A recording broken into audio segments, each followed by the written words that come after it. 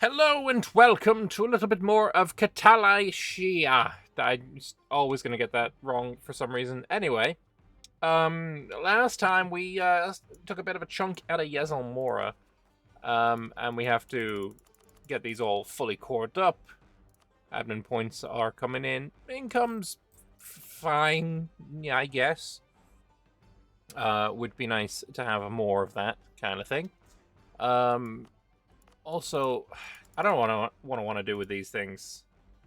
Can I make them a trade company? I can. Maybe I just make Ardemnia a trade company situation. I like that idea. Trade company up. There we go. Unfortunately, don't think that's enough to get me. I'm at 3%. 8% now. Nice, nice. Okay, I mean, it could be better, I guess. Is there a reason the UI is so small? Yes. I have upgraded to a 1440p monitor, or 2K or whatever. So this is just what it looks like when you're in 2K. I would have still run the game in 1080 so that the UI stuff all got, re-embiggened. But unfortunately, you can't do that unless you go into full screen or windowed mode. You can't do that on borderless window, which is kind of ass, because I exclusively play in borderless window. I have multiple screens. It's kind of a necessity. But, yeah, I think maybe I will try and search for a mod that makes it bigger, but it's so hard to find UI mods that are also compatible with everything, and it's just a bit of a nightmare. But I'm kind of getting used to it. Hopefully it doesn't come across too badly on stream. I guess I could just hope. I don't know. Anyway, let's have a look and see what we have left to do on the mission tree. Of course, we've done 3 rows so far. There's a whole lot left of Catielcia. Oh, this is pretty big, pretty beefy tree, especially as you have a whole Rayaz mission tree to do first. But anyway, let us have a look first. We have to own a bit of Badabi. So the fact that I own this is probably pretty good, and then we can just ship an army down here, bit of murder up here. It's gonna be great. It's gonna be fine. Also, I've got a bunch of claims here, so maybe I'll just conquer my way down there. Seems like a reasonable thing to do. Before I unpause it, let's have a look at the other missions. Ars Kitsi Empire. I need to have yes, Fat Fleet time. I forgot about that. Fair. Do we have a fleet in being? Okay, we've already started building the fleet. It'll come in time. Naga bureaucracy. I need to own Crown land. It's gonna be annoying. Yeah, well, yeah, we'll get around to that. Under Kusanziani, I need Zerat to be upgraded to tier 3. We're currently at tier 1, and yeah, that's expensive. Okay. We used to live here. Sprig Tuani needs to be at level 2. It's currently not at any level.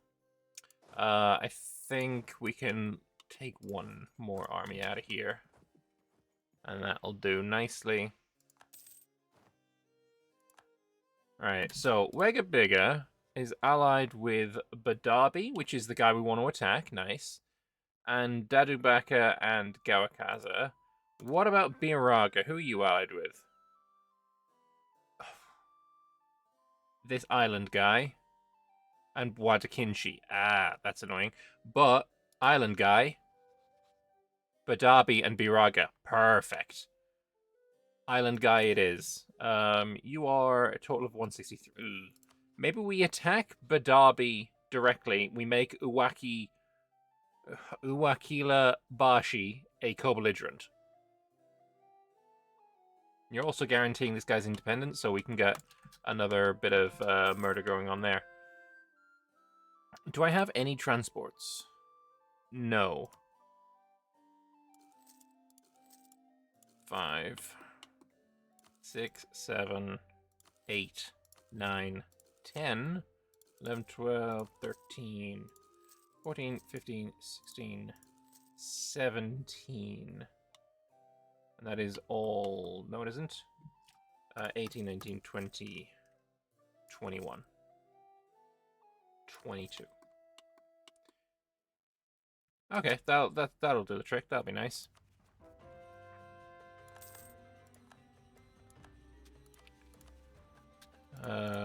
Core a bunch of those. Doing good on GovCap still. Perhaps the only foreigners who make regular forays into Lizardfolk territory are the Vizembi, the halflings who frequent our ports and with whom we have long traded and corresponded. As explorers and traders from ever further afield ply the coast, we increasingly rely on our Vizembi contracts for knowledge. They are our window to the world, and they alone, among foreigners, have an appreciation for the depth of our history and culture. It would be absurd for newly arrived foreigners to suddenly enjoy privileges akin to those Vizembi have earned through our long friendship. Would never insult their dignity this way. As a result, a faction at court wishes to see our bond with the Vizembi formally recognized, granting them precedence for audiences, the right to see the location of their embassy, and free movement. I will formalize their favored status. Oh boy, that's an expensive favoritism.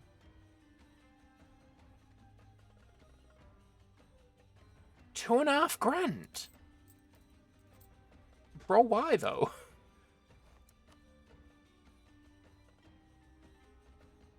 Oh wait, do I already have debt? I do.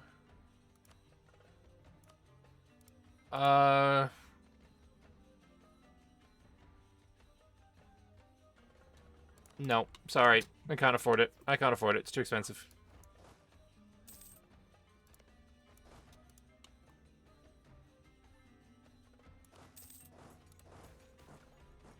Naval officer retiring, whatever. Growth of business of embroidery in Shilasuk. Nice, nice.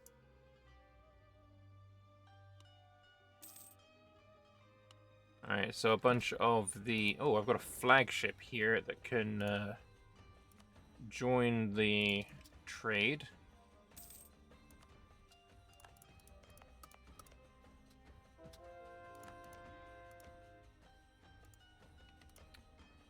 I mean, I might as well continue colonizing, you know?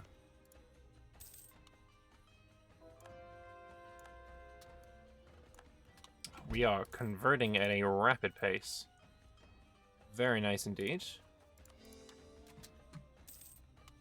And then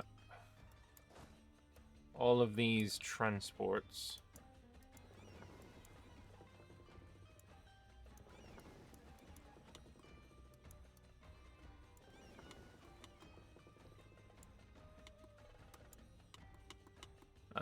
Should be 22, right? Unless I counted wrong. Maybe some are just taking a little bit longer to build than others. Yeah, there's another one. Can I build 3 more? 24, 277, 273. Good enough.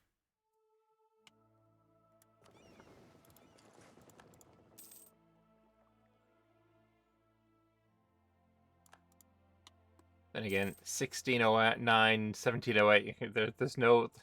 Everything is just out of the... Yeah, anyway. Spend 50 Diplo on getting a very large decrease in monstrosity. Sounds like a great idea. Monstrous level 45. I like how we just instantly jumped to halfway.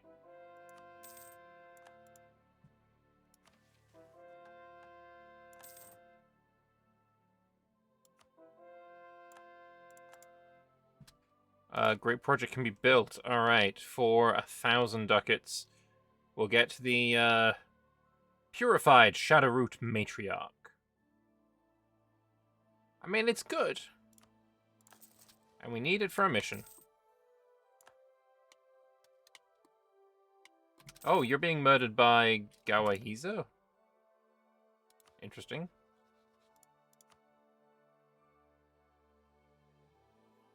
I mean, it's an easy war. You go 1 siege, 0, 0. You're at 1 as well.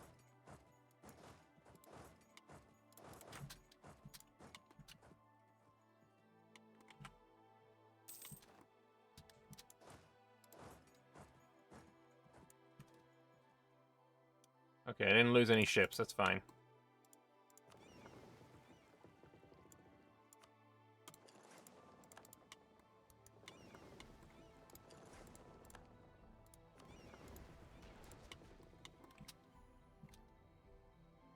And I captured 2 of his ships. 2 transports as well, nice. Alright, I want you to dock, and then I want you to continue trading.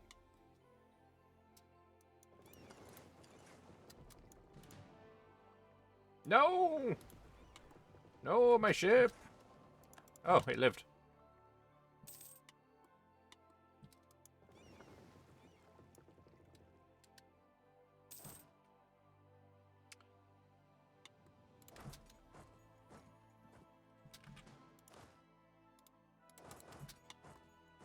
Alright, we'll go and occupy all this. I mean, I've got claims on most of it, so I think I'll try and take everything I've got claims on. I'll leave you with 1 province. I just separate piece you as well.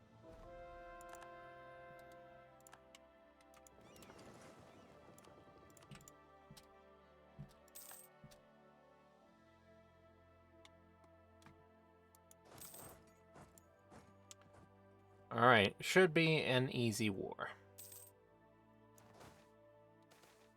Oh boy. First thing any inhabitant of the Shadow Swamp must get used to is the complete lack of color caused by the swamp's pigment-devouring magic. Those who have lived their whole lives there think stories of green grass and blue skies little more than tales to enchant children. The only proof of the world of color beyond the Grey Swamp are the Chokan, the squat lizard-like creature with vividly colored scales. Considered one of the stupidest of Halan's creatures, what the Chokan lacks in simple awareness, it makes up for in the hardiness in the form of immunity to almost all magic. These bumbling creatures seldom wander into the Shadow Swamp, but when they do, they stand out as a bastion of green life against the drab surroundings. While carrying out the task as their daily drudgery, a group of villagers chanced across one of the Chokan beaming through the Ashen Mire. These morose denizens of the swamp begged to have the Chokan captured and brought into their homes as a symbol of the colorful life out of the outside world. That seems pretty cool, actually. I mean, permanent death for half a corruption seems like an absolute steal. Seems very reasonable, actually.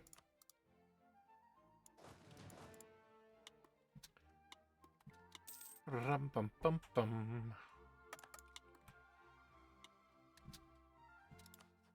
Who's this? Marke Hibidihiri? Nice.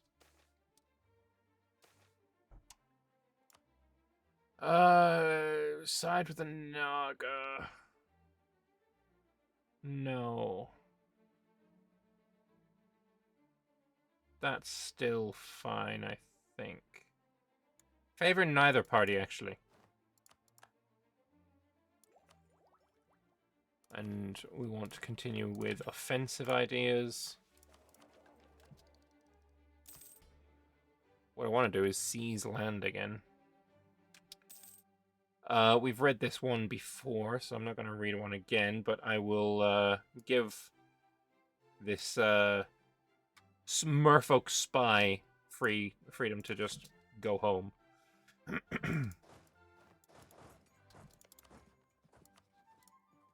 So yeah, you probably won't peace out for everything. Oh, you will.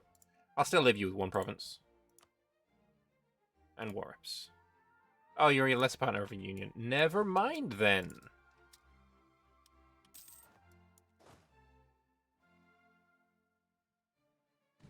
Wow, is that really that attrition-y?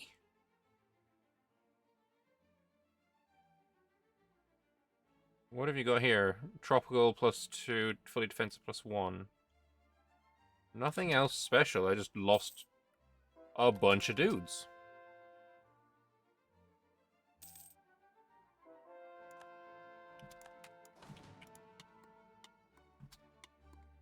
Probably should have had some sort of fortress over here. Ah, well. There's one of the sieges done.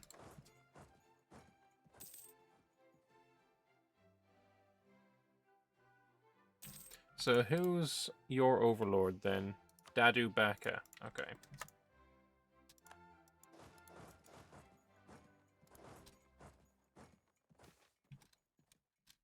A lot of money. Sounds nice. I like it. Okay, my armies are stronger than I thought they were. That's good. That's real good. I will pay off a loan.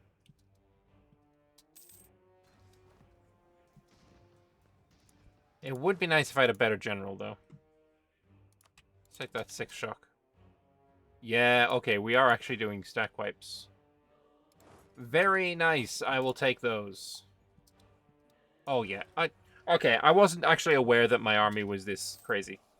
What strengthens the case of a historical empire's legitimacy is when there are multiple texts from later eras also detailing their exploits. The case is even stronger when they appear to match up with what was already known. If the two sources corroborate each other, then clearly this empire existed and was indeed another stepping stone on the way to the final prophesied 333rd Empire. One particularly inquisitive Naga scholar in Shangra has been digging through the oldest of records to find more information on the Ninth Empire. They wanted to know why only information about them was that they were devoured by cannibals, as that seemed to leave out a lot of important information. Future texts talk about how cannibalism was more common in the days of the earliest empires, but little more explanation was given. If he could track the paper trail across thousands of years, maybe, perhaps, find where this came from. The Naga's journey through the records is infamous in Catielcia, due to what they uncovered. The first source on the Ninth Empire was from An claiming the Seventh Empire devoured the Ninth. Oh, 789, Jesus fucking Christ. It was no historical text, but a play on words when the phrase was spoken aloud in the ancient lizard folk language. Sounded like one was counting from 6 to 9. What do the records have to say about the Seventh Empire? That it was full of cannibals. Because 789 fucking... Yeah. I would lose faith. You know what? Let's leave that over there, because it's going to make me lose morale of armies. I don't want that. Yeah, 789. That's true. That's fair. That's a good point. That is a good point. Yep, that's the thing that happened. Not a stack wipe there, but a nice little battle.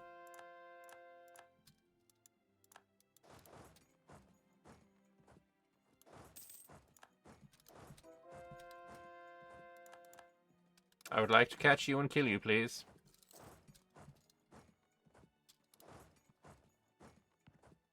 Thank you.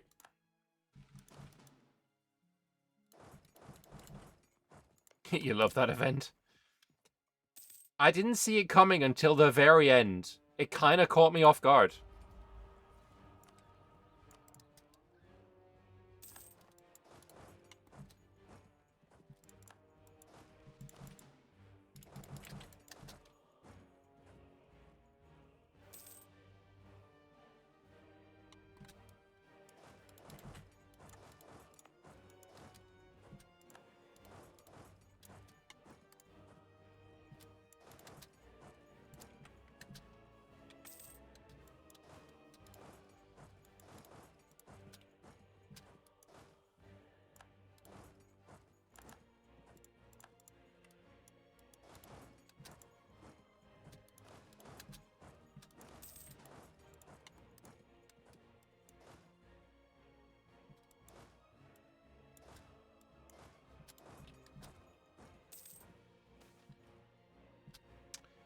We have never recognized the capacity of other species to produce high civilization. They may serve as vassals or even make firm allies, but countless millennia of statecraft and ambition cannot be matched by upstart tribesmen or primitive nepotistic clan structures, no matter how great their skill or how wise their counsel.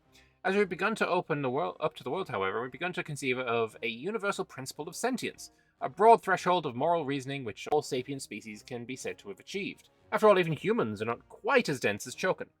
By virtue of our most ancient tradition, we have come to be more refined than others. But this is a function of time, not morality. We are unique among sentients, but all sentients are capable of steadily working towards high civilization sometime in the future. Promulgating this new understanding will do much to reconcile our institutions to the opening of society. Admin points for a large decrease in the monstro. I'm not monstrous. It's the world that is just wrong. We know this to be true.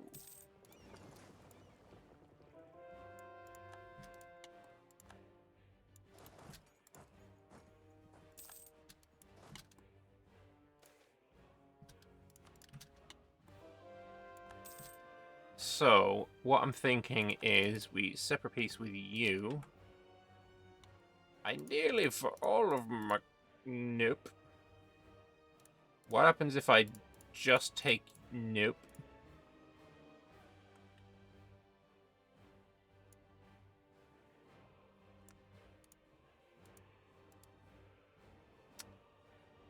I mean, that could be the...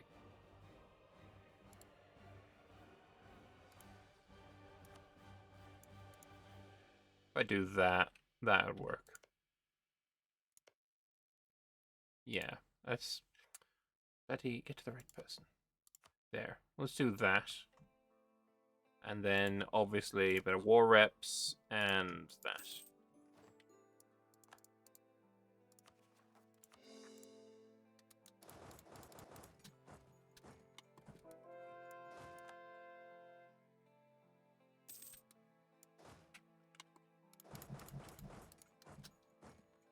Oh, they've got a little island there as well.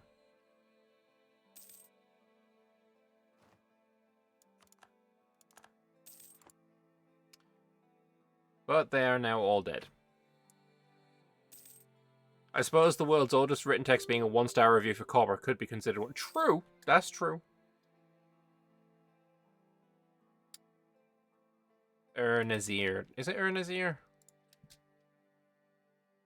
Something along those lines. I got a terrible memory. It is Nazir. I might get the spelling wrong though. Or is it EA Nazir? It's close. It's close. No matter what, it's close.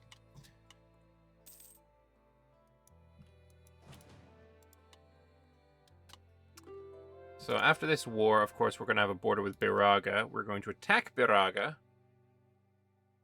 And that brings us toward Guinchi. I don't want to do that. What about Badabi? And then we make you the... Yeah, that's the play. And then you will be separate pieced. I won't be able to get everything, but all I need is a border with Badabi. More reduction in monstrosity.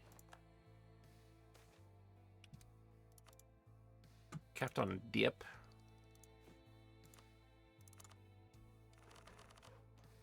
Not anymore.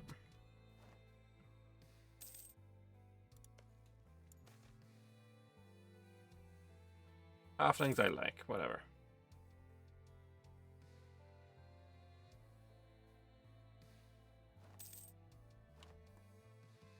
Come on, win the siege already. Do I take an offensive idea? No, it's only 3 years until I take attack. Alright. So you...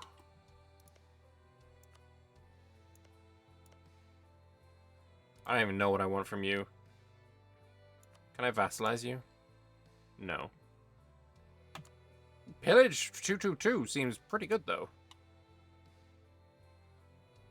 And I kind of want your island. But he doesn't want to give it. You know what? This is fine, then.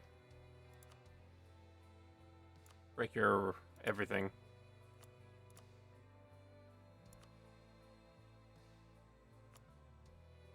Return that to Biraga, and then I'll take it. No, no, no. Yeah, we'll be happy with this. Actually, do I take this?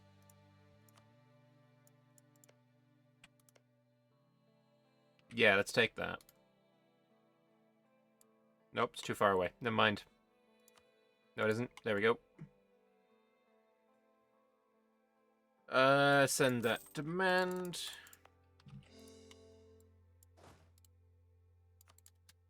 Yeah, Black Flag, come home. Alright, and then from you, of course, we're snaking down the coast and also taking literally everything else. Coalition of... I don't give a fuck.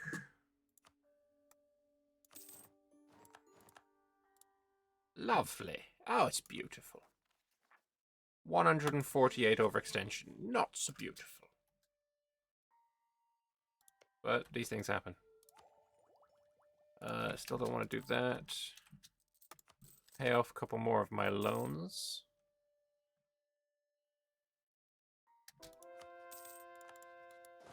Right, let's figure out like an actual template for my armies now. What is the back row? 30. So I want a back row of 30 and then a front row of 40. And those are my standard template. My STLs. It's not one of our cores. Fine. March to somewhere that is up here or whatever. Or here, whatever.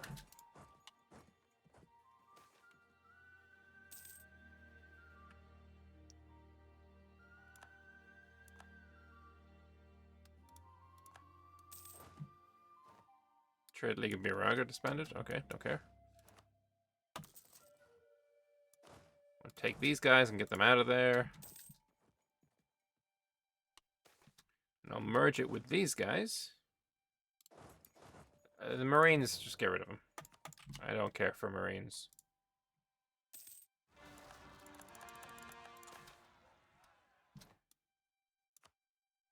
No, my air! 433 is actually pretty decent. Fucking hell.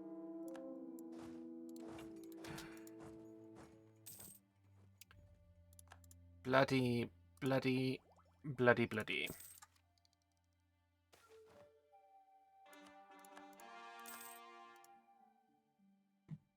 Sorry, the cores are going to start coming in now. Never mind. Zerat gets 2 more production. Not bad, not bad.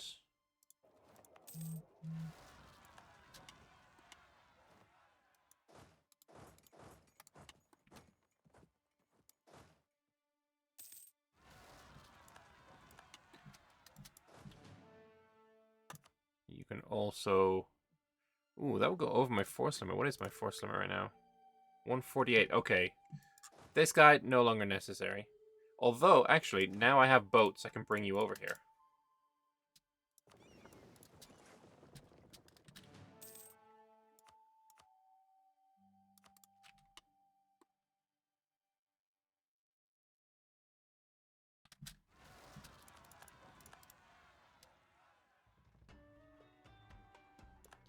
Good timing on that one.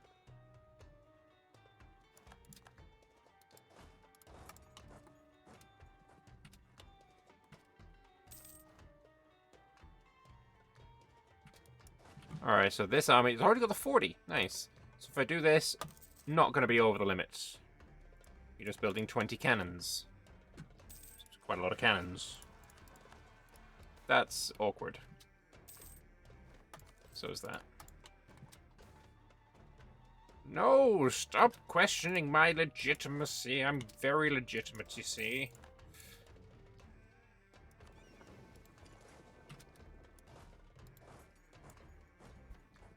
We need to get to war with this guy sooner rather than later.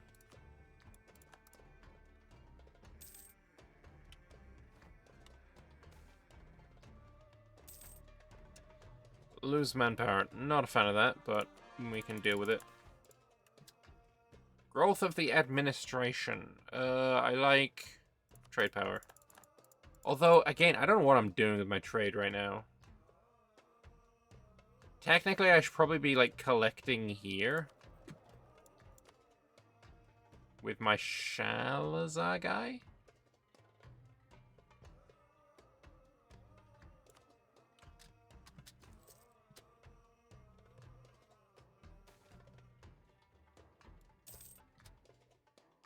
I feel like that's making me more money than it was before.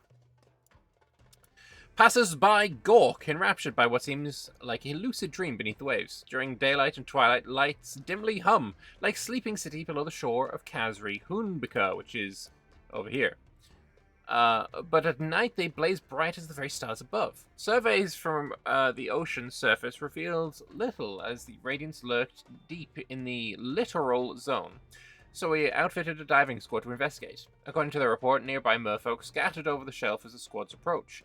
Examining the sea scion's work, our divers were discovered broken glass bottles, mirror shards, and lustrous metals tied with kelp rope and arrayed in tiered fences. Anchoring them, stone rune posts hummed with magic, empowering the trinkets to shine as bright as the lighthouse beacon.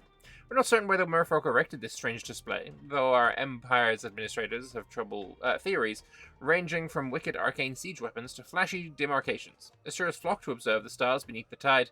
What should Cataelcia do about the lights? Nothing! What harm can they do? Ooh, actually, money. I like money. Thanks for the money, merfolk. We will dismantle your light show.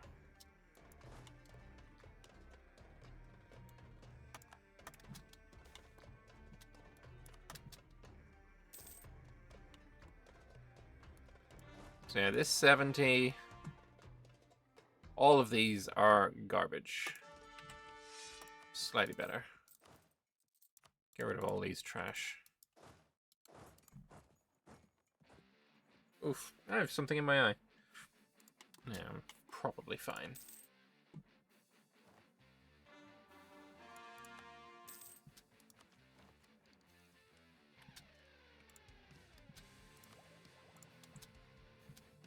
So, plan. Murder. We attack Badabi. Wait. Oh! The white guy died.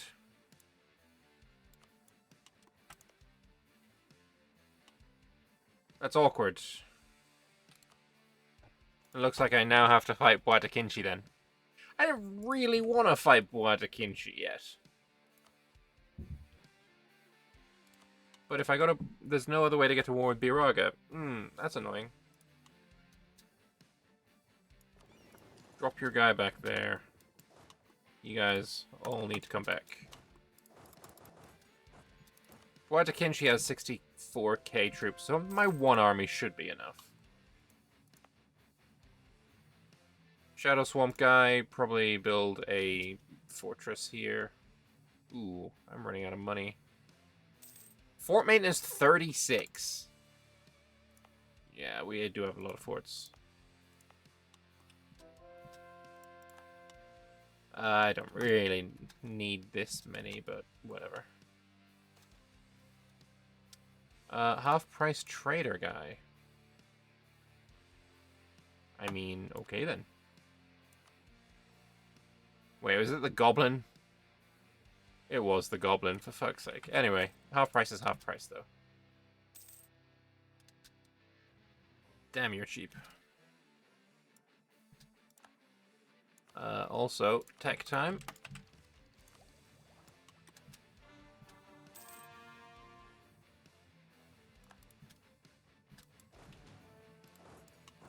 And we attack Biraga. We also die, and a brand new dynasty, right?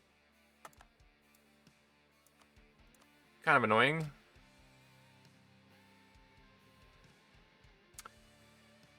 We have just taken tech, so I don't need the tech cost guy. But admin advisor cost reduction is kind of nice. Do the trade one. I need money. I'm kind of low on money.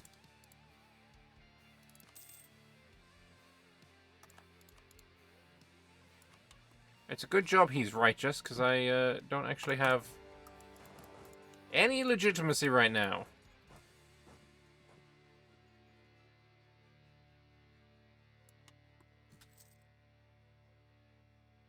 So I think the plan is going to be we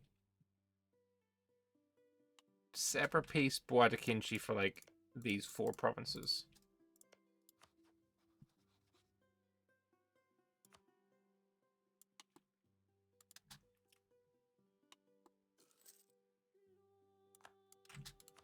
And what race are these guys? Wakuzdak. I have no idea what kind of troops or anything that they use.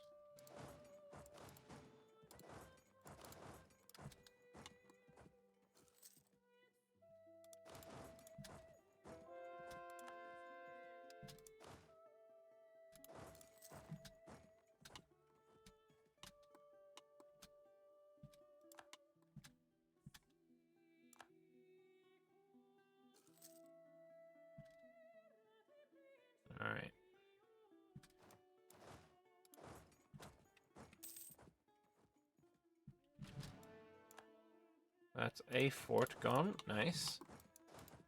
Now go and defend my own.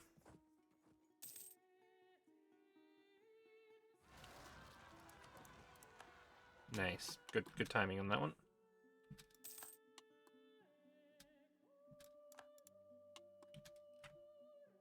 Alright, how strong are Guinchi's troops?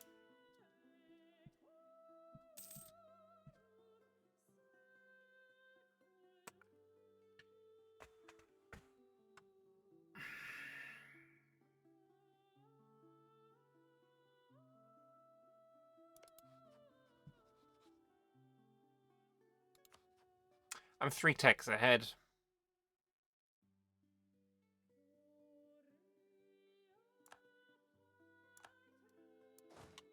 Yeah. 3 techs ahead. That's what happens.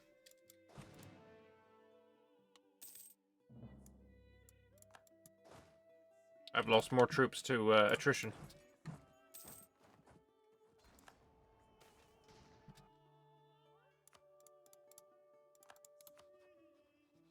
I'm 2 techs ahead of you.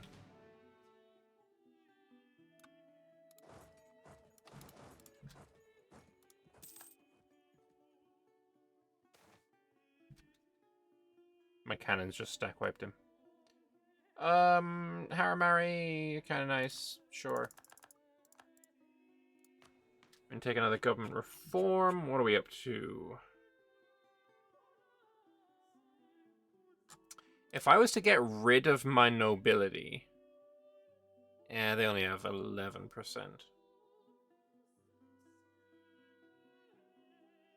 Then again...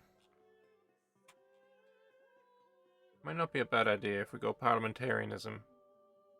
Disable's called diet, though. Like, I quite like the diet. Oh, I've already got royal favoritism on.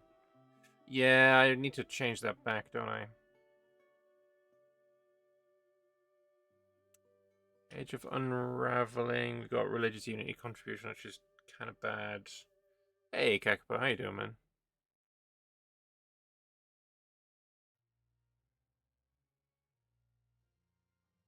Culture conversion cost. I do need to culture convert some things, so I'll do that.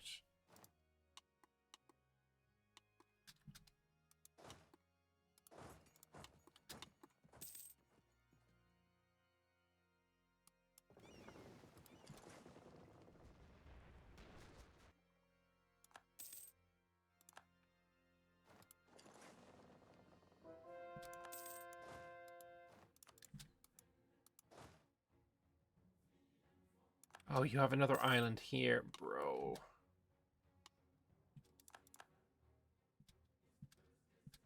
Any chance you can get... Oh, I can walk through there. That's fine, then.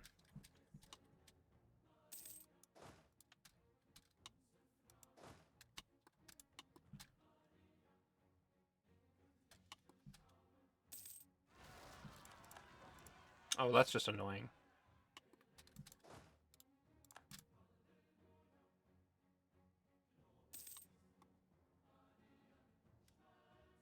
Will Guinchi, knowing that they just got stack wiped, 29.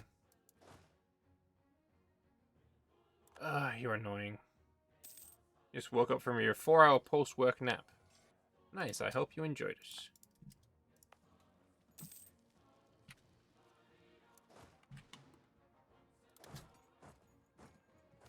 Motherfuckers. 501 air? No.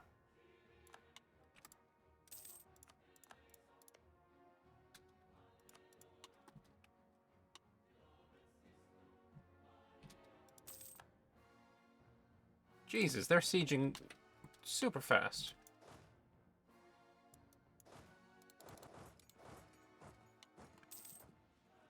That's annoying. Is that a war mage I see?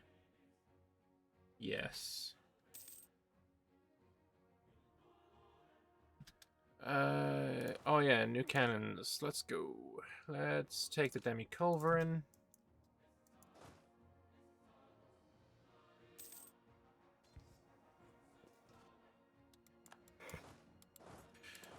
Doesn't matter. They're still complete trash compared to me. I have rebels somewhere.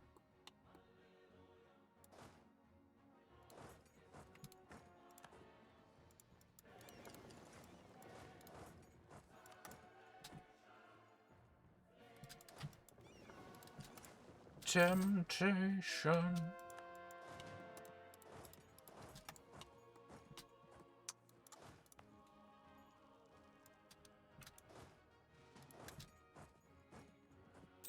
Yeah, running out of manpower kind of sucks.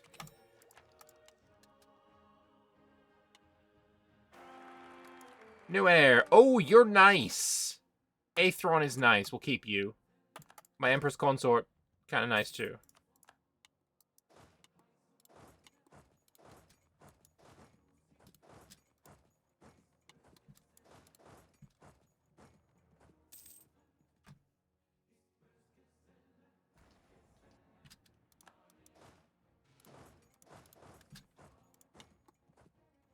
I need to get onto this island as well.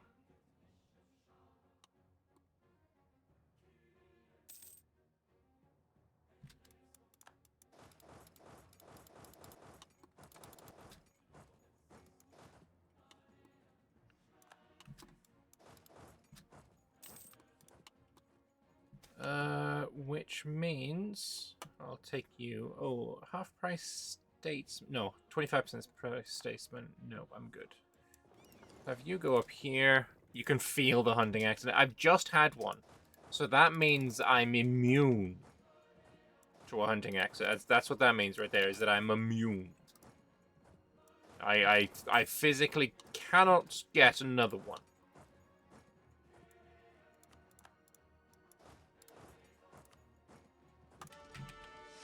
Trash. Yeah.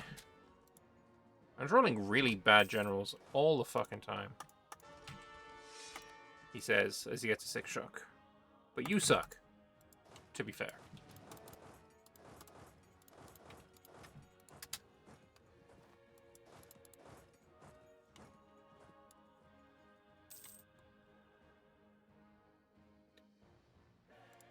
You shouldn't be feeling hunting accidents. It's bad.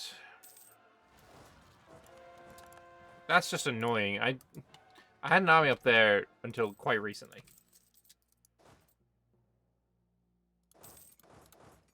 I'm just going to chase you through the swamp until you're on Spriggy Tawani, and then we murder you there. Even though you've got a war mage over there. You've got an army here now. Bruh.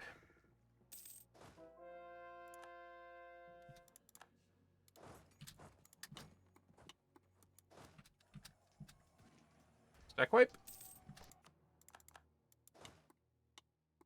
Not quite.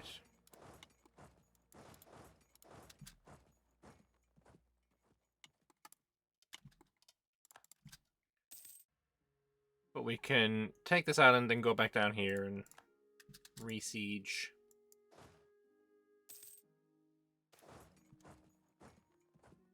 Uh, 50 ammo points sounds quite nice.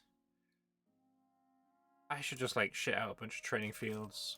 Manpower is looking to be an annoyance.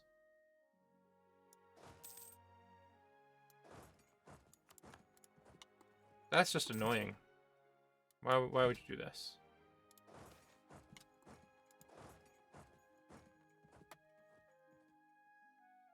Yeah, whatever.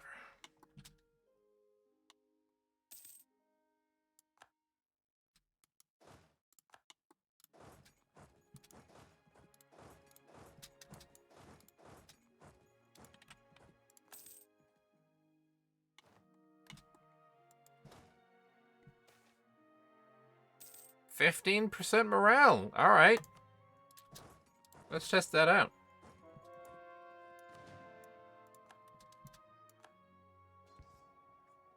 Yep, that works.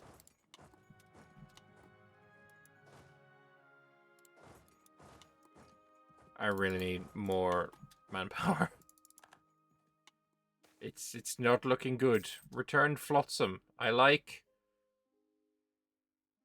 I'll take the trade efficiency, whatever. Oh, pearlescent timber, caretaker of Catalyst Shire, please accept this bounty, dredged from within our domain. We claim all sunken goods by right of the endless blue, but given our people's accord, we have only claimed the lionfish's share, to compensate for the damages caused by the refuse, both material and mental. From the remaining portion, we return these trinkets and goods to you, our surface allies. Smiling softly, the merfolk envoy bows from his magical water bowl, gesturing to his flank as guards ferry in a waterlogged loot. Bit by bit, the hoard stacks high until it forms a mound within the capital hall. Even during a calm year, Catal Shire still loses untold quantities of cargo and ships to storms, war, and other misfortunes. But like having a caring neighbor, the merfolk have returned a sizable portion of that lost wealth. Considering this response, Emperor Nugzar thinks swiftly. Accepting the gesture would be welcome bounty to the nation's coffers, but refusing it as the merfolk's right would also endear the sea peoples to Catal Shire. Of course, demanding all the treasure be returned is also a viable option, but what value is gold compared to trust? Yeah, I'll take the trade efficiency. I think that's probably going to be good.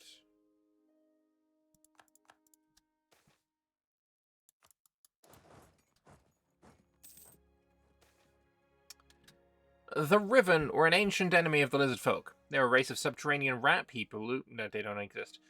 Who fought numerous epoch-ending wars between the 168th and the 171st Empires. Their records of these battles are remarkably complete, including detailed descriptions of the cities of Riven, their locations, their advanced technologies, and even their language. There's just one problem. Absolutely zero evidence of the Riven has been found anywhere else. No archaeological finds of their undercities, even at sites very clearly identified by the records. No other race of legends of a rat-like race. Their existence exists exclusively in these admittedly very detailed texts. Some have claimed that these texts are not historical accounts, but instead a series of novels in which the lizard folk are invaded by an unknown enemy. Lizard folk who claim this all live outside Tanias for fear of retribution from Anzelkant's authorities, but unfortunately their writings have made their way back into the homeland jungles. It would be incredibly embarrassing should their claims turn out to be true, so it would cast doubt not just on those four empires, but call into question how many other supposed pieces of historical writing were also fictional. They're obviously real. With access to the records of Shangro, we can dispute the nonsense. Skaven absolutely exist. They're totally real, bro. Trust.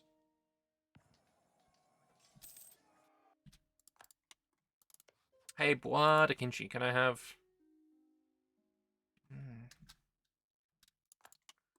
Apparently not.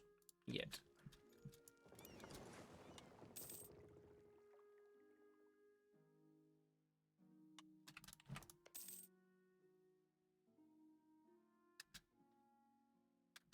Another government... Actually, not the same government reform. Colonial no longer increases influence. Seems pretty nice.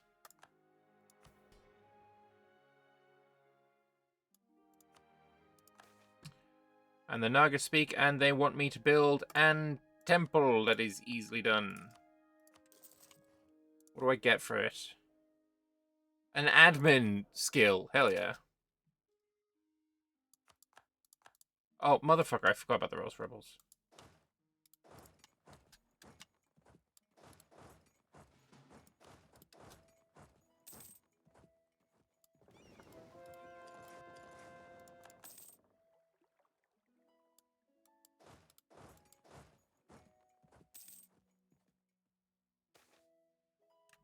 Large decrease in monstrosity for all of my money. 75% cheaper a skill 1 guy, though. I'll take the loan.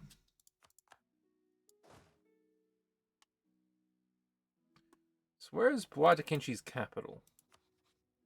There.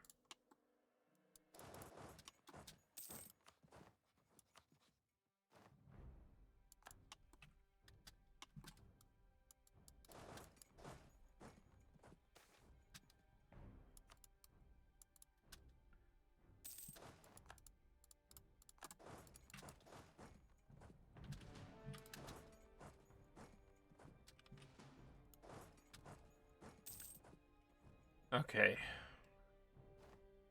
I can at least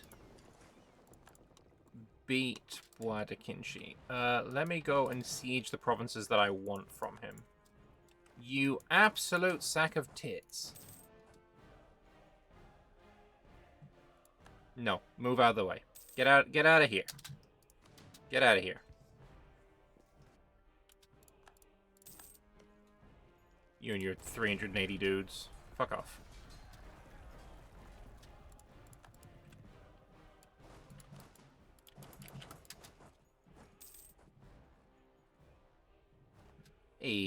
Complete a set agenda.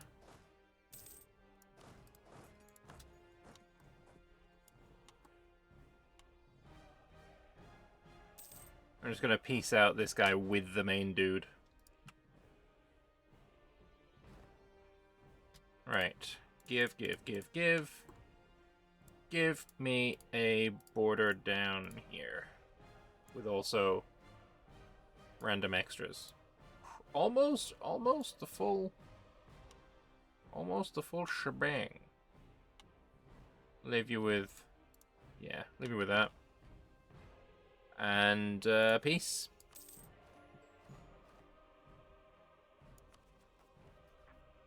$96. All right. What I want to do is chill my tits and get some manpower back because we are struggling.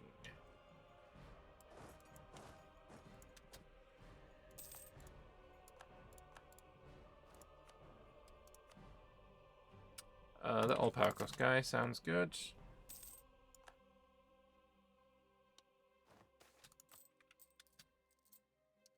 Another half-price trader. This time, though, it must be you. Yes. I'm over my gov cap. No.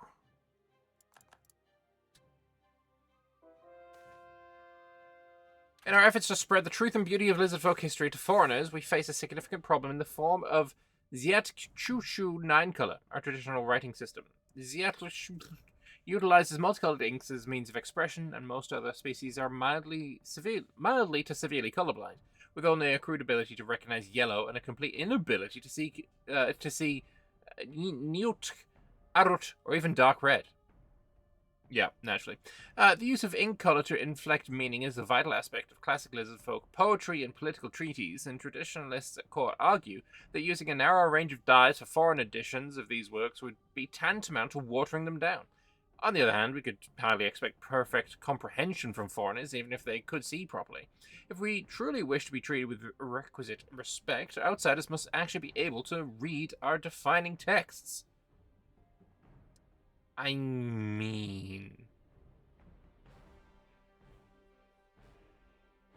I'm not spending $3 grand on that. You lose a bit of loyalty on the nobility is fine. Like, I feel like that's like the objectively correct choice there. We'll pay off loan. I need you to die very, very quickly, and I need this to be sieged very quickly. 7 months. Oh boy. Oh boy. Not good.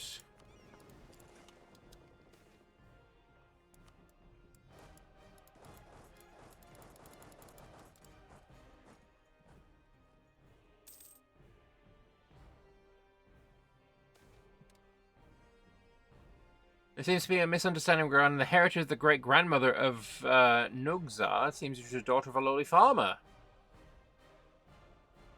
Preposterous. I'm righteous, you see. Am I cooked? Am I cooked?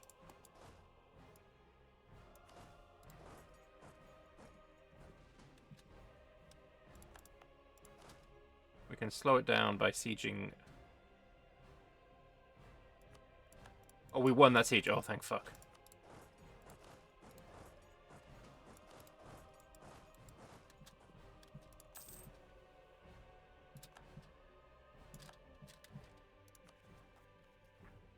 Four months.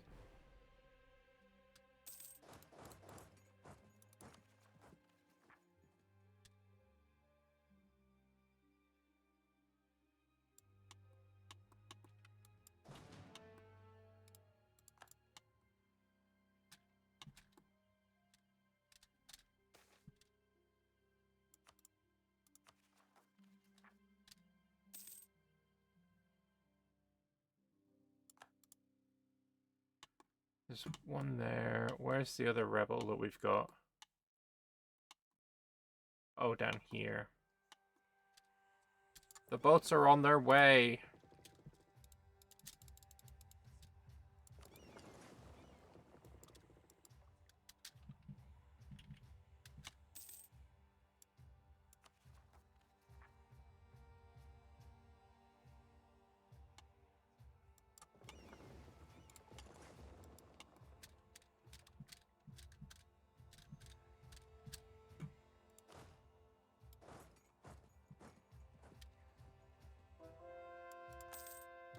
Am I like a month? I was a month away from losing Karshir, which is quite a lot of land.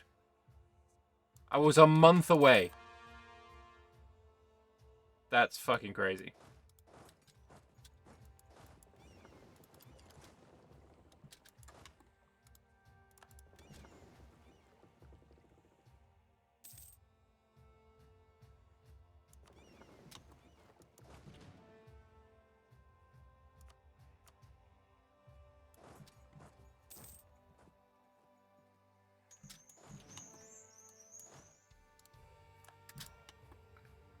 Okay, well, we got that sorted.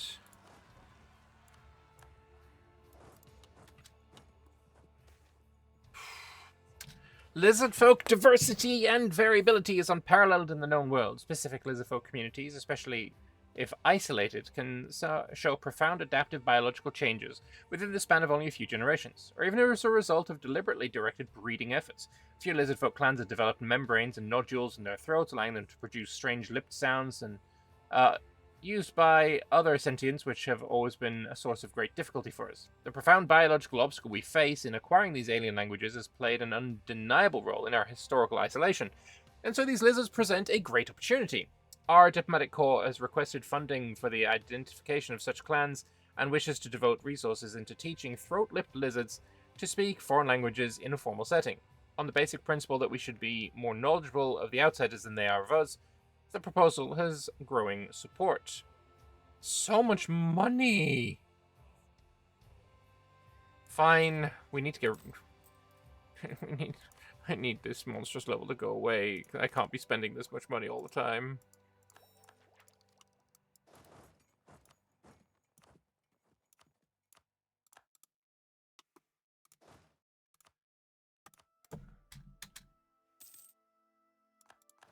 So much frickin' debt.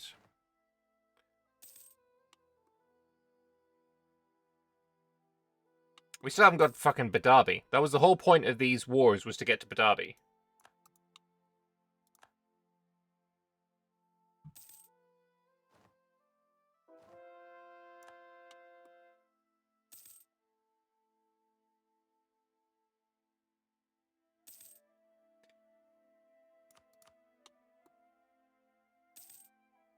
God, there's so many different types of halfling as well. Alright, rebel situation dealt with.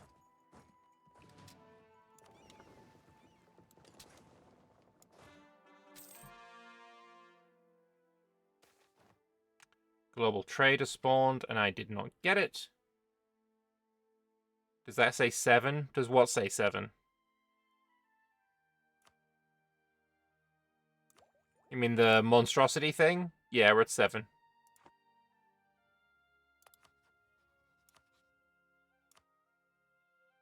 To be fair, we started at 50 because we are technically way more less monstrous than everyone else. Wait, I just made him a... Oh, fuck. Wrong one.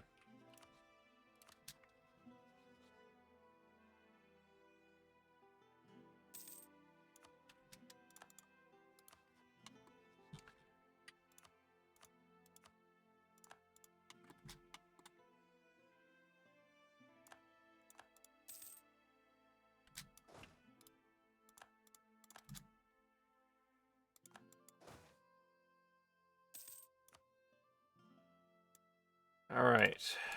Time to go to war with Badabi, I guess. No. We need to do that. Piss off you guys again, that's fine. Still need to go to war with Badabi, though. Because it's this province of Jaz Shah that we need, right? Can I just, like, seize Jaz Shah? Yes. Is it definitely Jaz Shah?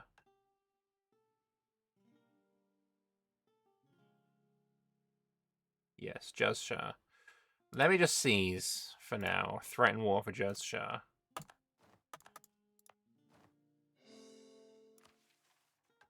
Merfolk and lizardfolk have not always gotten along. This rarely erupts into open hostility, though many lizardfolk did not appreciate that merfolk made the sacred Araskitsi Zatraya into their home. Instead, it was just coldness and distance. A merfolk queen has recently approached us at the port in Kugra with a fascinating proposal, however. Build a canal across the Jasir Jadid. For the merfolk, this would have innumerable benefits. The thin strip of mountains are insurmountable for any merfolk, preventing merfolk on either side from ever seeing each other, despite the distance amounting to but a day's journey as the crow flies. Such a canal would be an incredible for our efforts too, as ship travel all the way around Ardimia can take an intolerable amount of time. Travel to Hellas could be so much easier if we followed their scheme. I agree.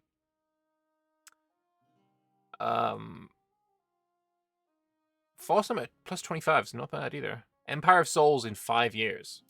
Okay.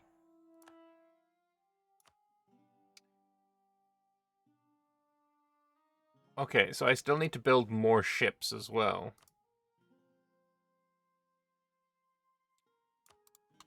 We are definitely not there yet.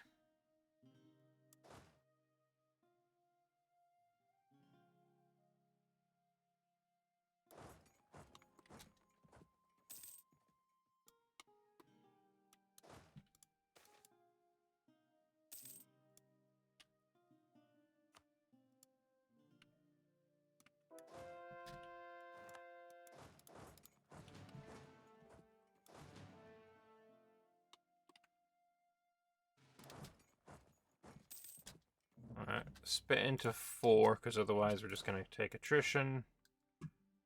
And they can all drill.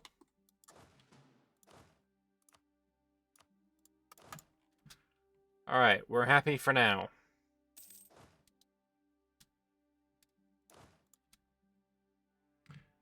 I wish to pay off my debt. I wish to get some crown land. We're at 30. Could we dev for that, I wonder?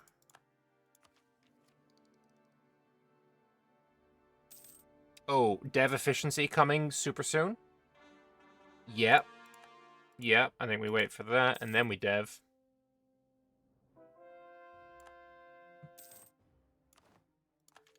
Including universities. Also, a lot of places just became available for this. I keep forgetting I have concentrate development. Need to do that after every war. No. Forget about it.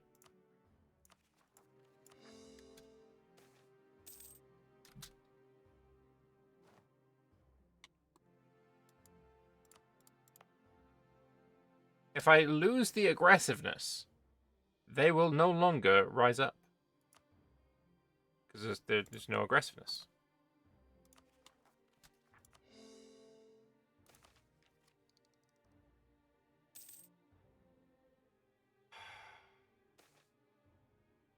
Well, that's just annoying. Radical idea circulating within the diplomatic corps has in recent days erupted into open conflict at court. Our most reformist diplomats argue that the only means by which we will truly build meaningful relationships with foreign courts is if we recognize their governments as at least conditionally sovereign, their rulers implicitly on par with lizardfolk monarchs. This is a profound shift in diplomatic protocol, though it needs to not have an enormous impact on the functioning of the court. By no means do we intend to invite foreign sovereigns into our soil, after all. The question is primarily one of principle, but this does not make it easy to resolve. Millennia have been lived under such principles. You can rule your own sphere. Hey, and we're done. Translations of our work sit in libraries across the world. When foreigners visit, they show the proper wonder and deference as they walk under our ancient gates, knowing that the buildings they glimpse are older than their entire cultures. Though the niceties are still awkward, we now receive envoys more or less smoothly, and can compel them through politeness to show dignified deference to our leaders. This is the lesson of the lizard folk. Adapt if you must, but maintain your dignity. Never allow this world to see you needily scrape, or they will replace monster with beggar and continue quite merrily with their disrespect. We are the standard bearers for the oldest civilization on Halan, and this legacy now garners the respect it should. Never will we sacrifice the principles which make us great. Do I take that? How long until this is... Oh, it's going to take a while. Finally, the world sees lizard supremacy. That's what I'm talking about. Glory.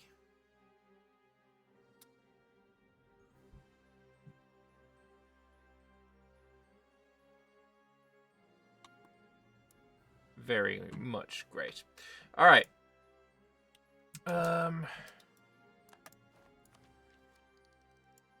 What do... I mean, I need to core all the provinces still, but things are looking good. I will also do a bit of this. Should increase my income significantly, because I am terrible at forgetting to lower autonomy. Holy shit, it's pretty bad, isn't it? Alright, I'm good. I'm good. I'm good. My eco just, you know, kind of went up a little bit. Yo, get completely outscaled.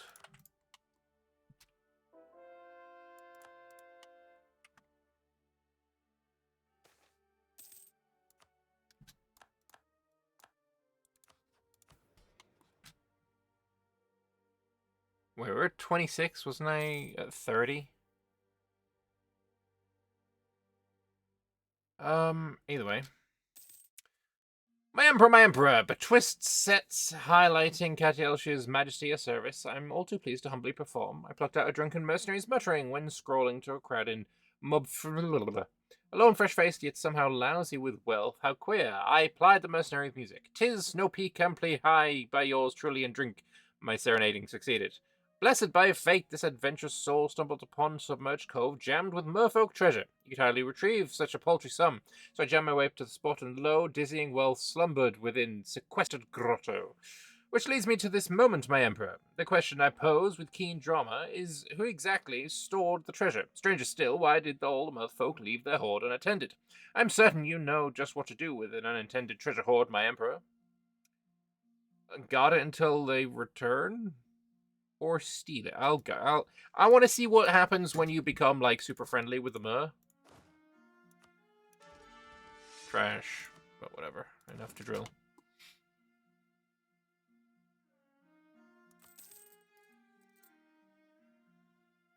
Did I just lose another general? No, that was the general.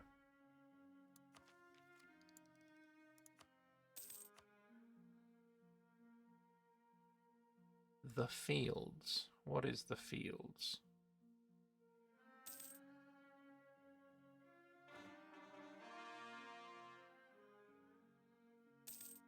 EU3. Cool. I heard this one before.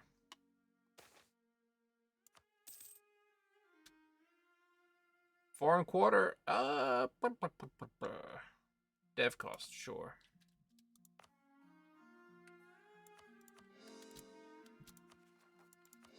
Continue to core everything. That's some nice GovCap. Ah! He was doing so well, and now he's trash. I mean, I was going to abdicate him immediately. When I could. And also when I remembered.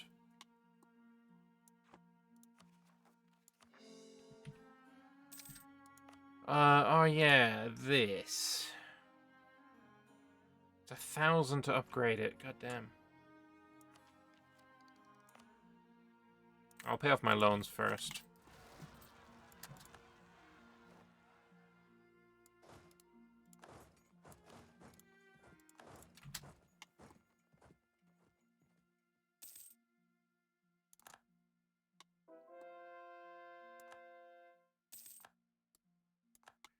Alright, that's another colony complete.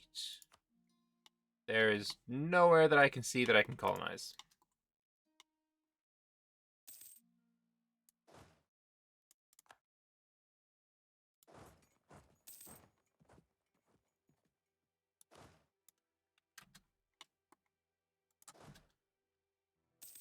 So, I'm so looking forward to playing a dwarf again. Just because I like having places where I can stand like a full army without issue.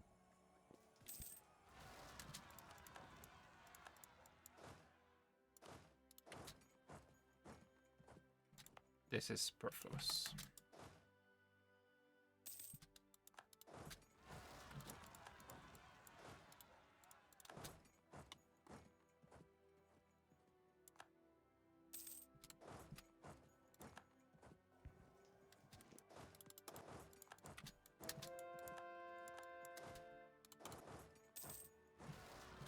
Holy rebels.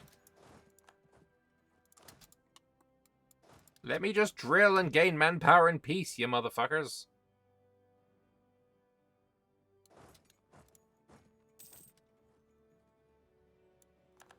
Truce is over. Let me check again. Missions. Just shit tons of boats.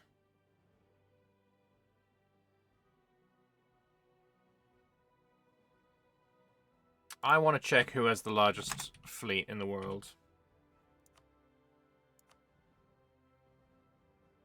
Yeah, so I need 250 boats. That's fucking cracked.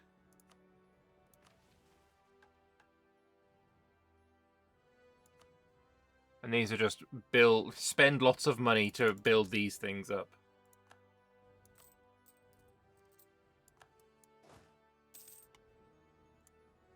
Like, I make a lot of money, but not enough money.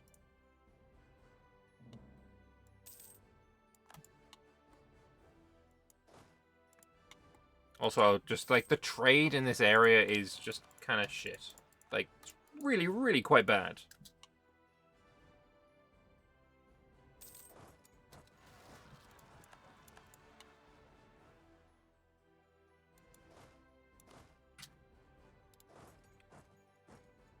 What else is bad is a fucking rebel situation.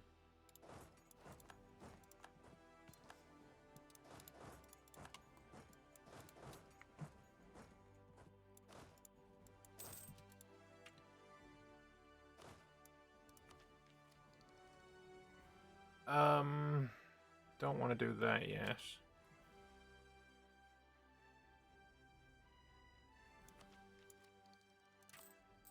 Is this my last loan? It is. Okay. All loans paid off. Making 100 ducats a month. So I want to focus on this one first.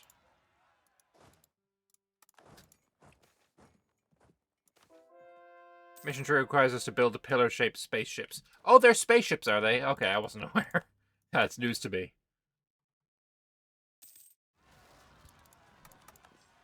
Motherfucker, I hate when they're over there. I need to go to war with Biraga purely to link up here, because this is annoying. I do have a truce with him, though.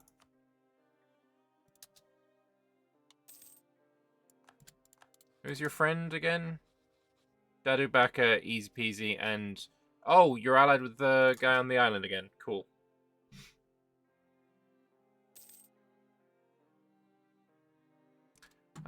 Capping on dip points.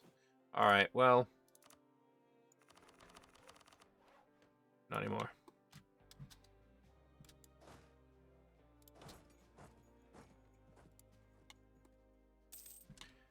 Also, we have got 28 transports. I would like 7 more to get to 35. And I guess we just build some more of everything, I guess.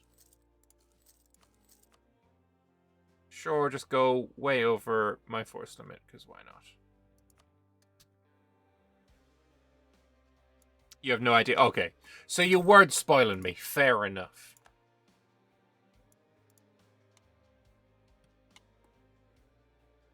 I'll let you off this time. Oh, he's moving to Jazz Shah. Okay.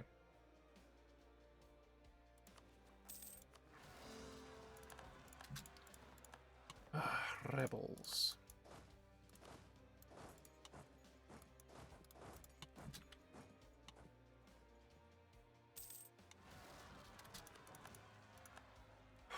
Rebels.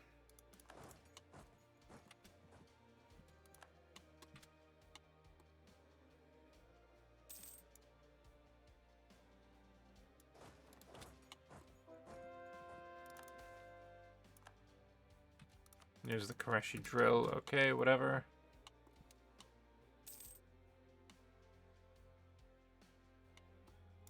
What I will say for this mission tree is that it's very well paced, honestly. Like, I've been doing stuff the entire time, and it has not... Oh my god, it's 20,000 ducats? Fuck off. I've been doing stuff the entire time, and I haven't felt like there's nothing ahead, you know?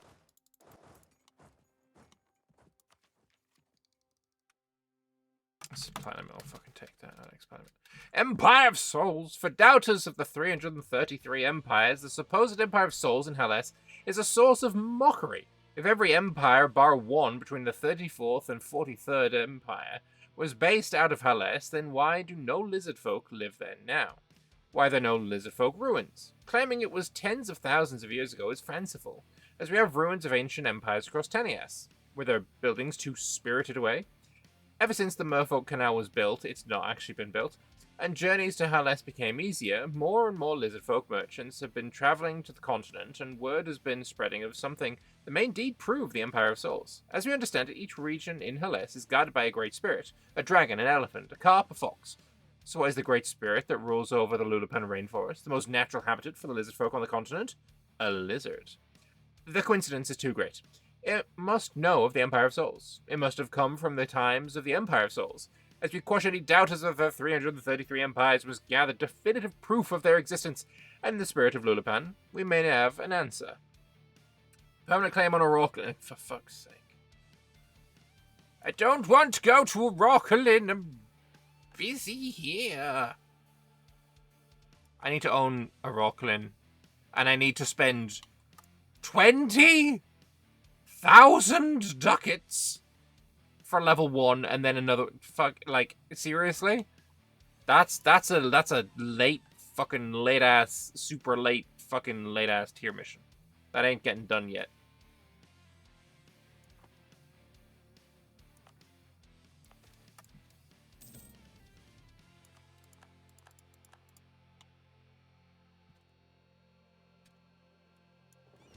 Honestly, my best bet might even be to replace all of my ships with heavies and go up and declare war on the fucking guy in the north. Force myself to have the largest fleet.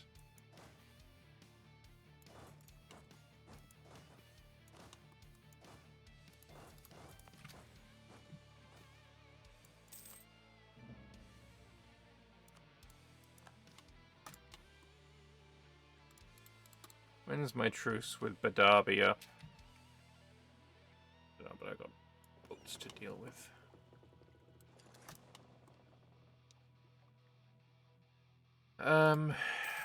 Because it's a one-way truce. Is it Biraga? No, it's Badabi.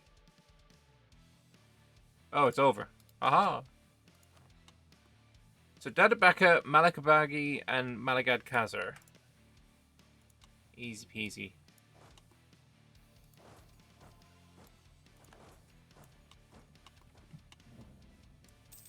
And Dadubaka insulted us. How rude.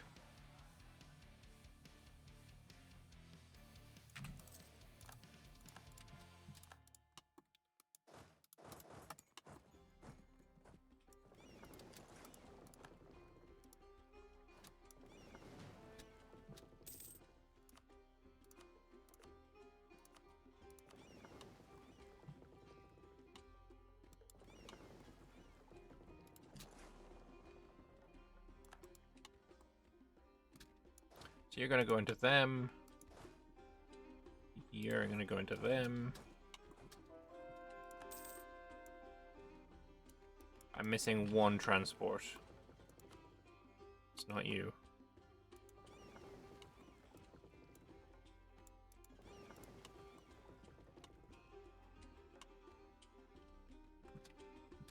Might be building somewhere, I don't know.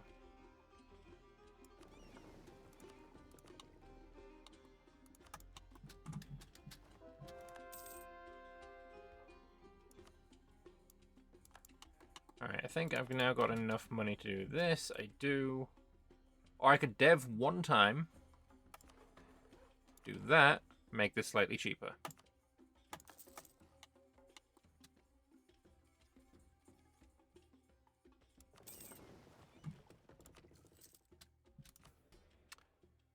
Also going to do that.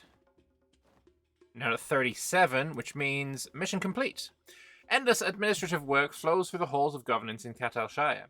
It has increased the workload of the Emperor, leaving little room to concentrate on external matters of war, colonization, diplomacy, and so on. When one finds oneself in troubled times, one can always turn to the previous 332 empires and see what it is to be learned from them. From this, we turn to the 167th Empire, whose complex and sophisticated bureaucratic system was developed over centuries to the point where the bureaucracy could function with no oversight from the ruler. It got to the point where the king abdicated in fury over his apparent lack of purpose and handed the crown to a Chokan, yet the empire remained running for the next 80 years under Chokan royalty. The lesson from this is not that we could put a Chokan in charge. Said empire did eventually collapse after all, and ours will never. Instead, the lesson is that a functioning bureaucracy can free the monarch title from internal responsibilities and allow them to focus on the big picture. Yeah. Nagas gain my land, for fuck's sake. Church-state privileges no longer cost absolutism. That's nice. Laws of the Naga is given to them, which has no effects. Okay. All provinces with a courthouse or town hall gain dev cost modifier. I like that. No, just dev cost, not dev cost modifier. Increasing the faith of my guys. Now they're only questioning it. Okay.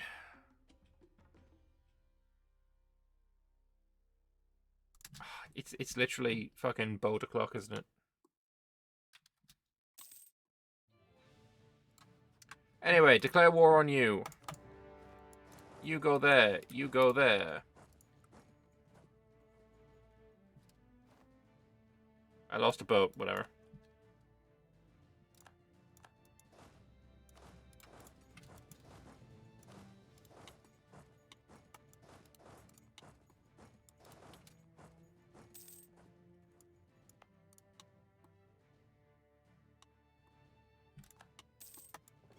There's my transport.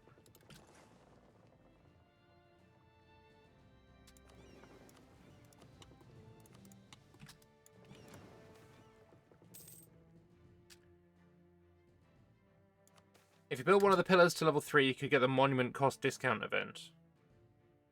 I didn't know that was the thing. That's kind of cool.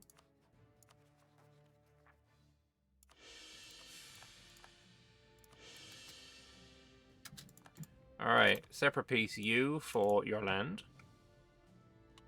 Oh, you own this as well? Right. That's your vassal.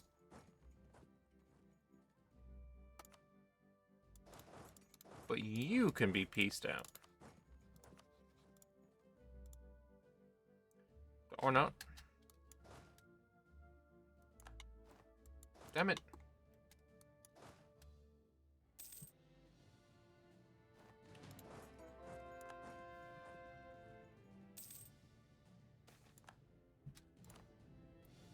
Yezel Mora entered a coalition. Brother. That's not happening.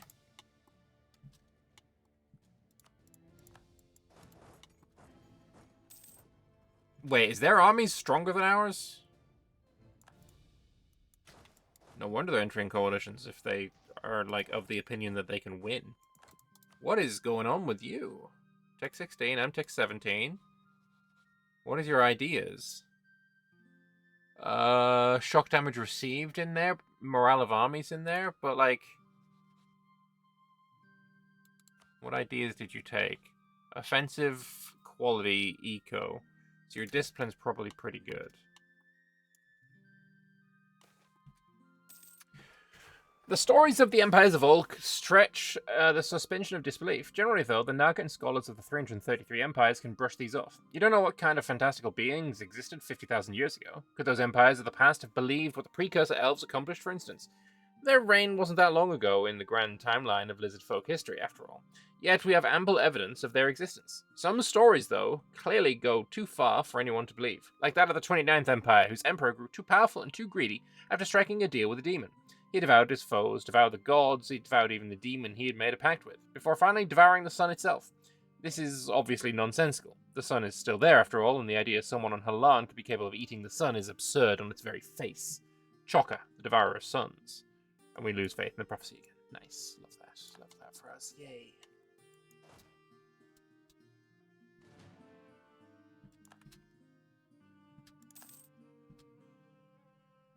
I think as soon as we peace out of this war, then,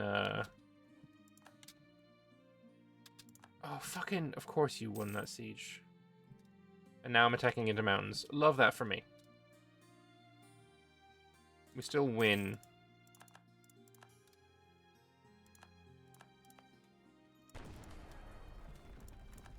Fuck your siege.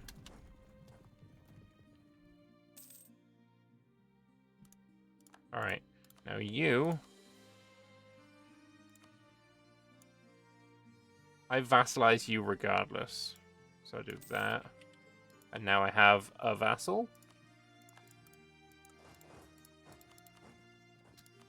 And now I take that. And I core my land.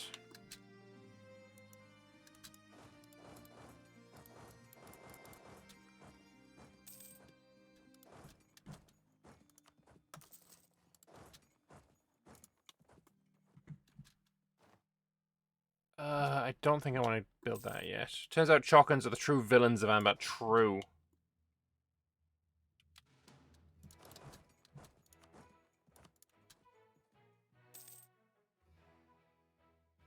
Everyone's just jealous of their superior intellect.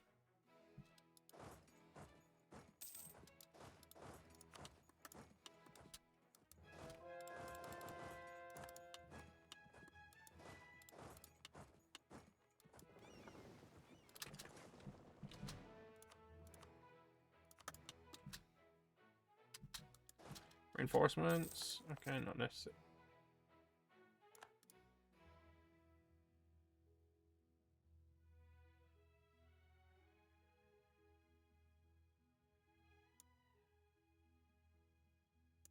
Why did I lose land?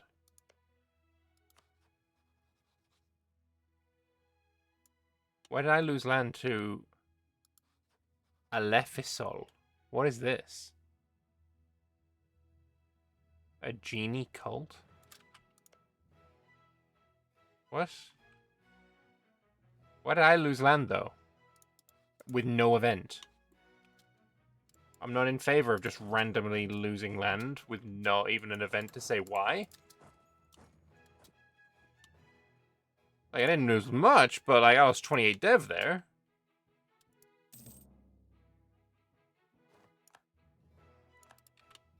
I have full cores here. What the fuck?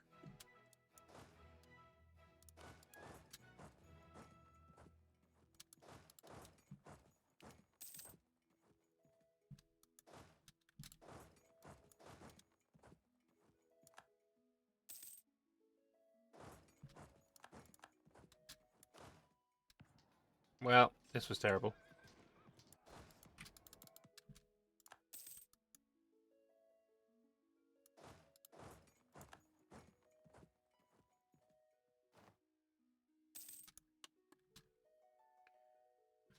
Oh, fuck me.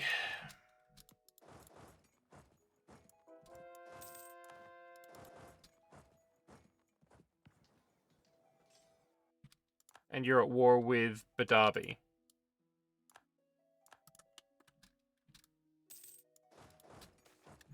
Why did I lose land, motherfucker?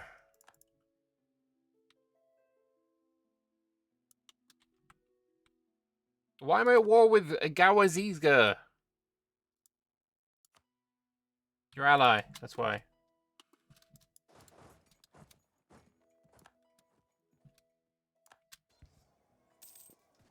Coalition falling back apart, it's good to see. I need to get onto that fucking island.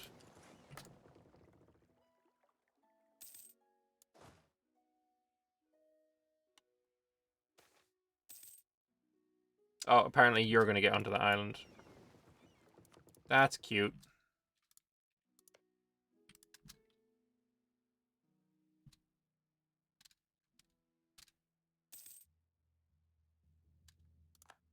Or I could get onto that island.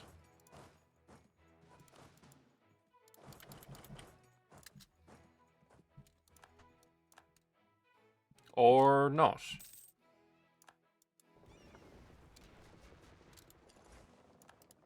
I guess you get to stay there. And you siege real quick. Yeah, I don't know what Alefisol is.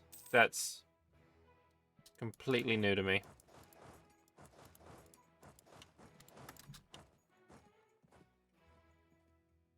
Oh, and siege is conquest. Unless they've just pieced... No, siege is conquest. Interesting. Well, I want to peace out.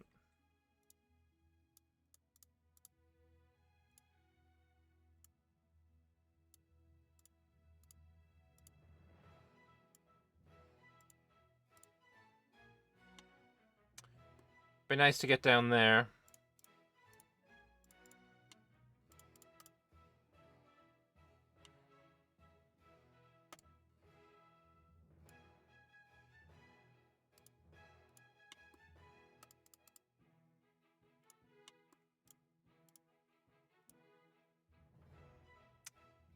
Whatever, that's fine then.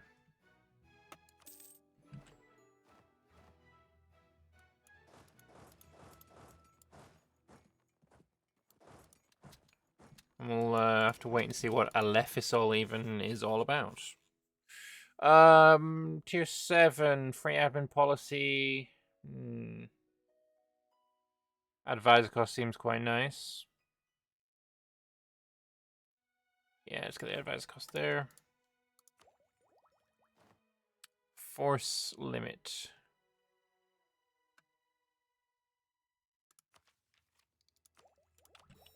Yep.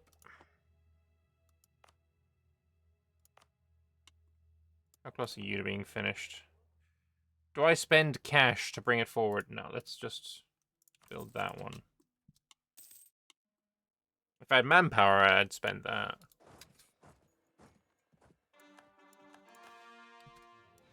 Oh, apparently we took too much.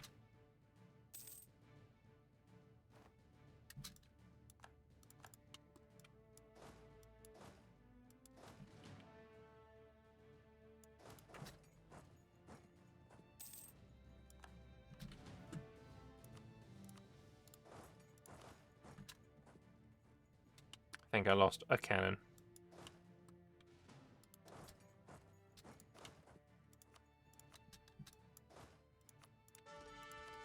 Four, finally, something not bad.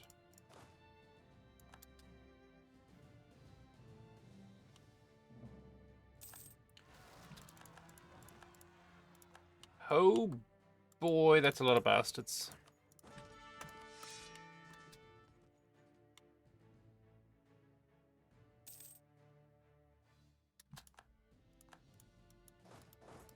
So, okay, what are your ideas? Is there something interesting? LFSOL traditions, manpower recovery speed, land nutrition, morale of armies, morale damage received, land leader shock, recover army, morale speed, gov cap modifier, stab cost modifier, shock damage, and leader siege. These ideas are fucking amazing. These ideas are amazing.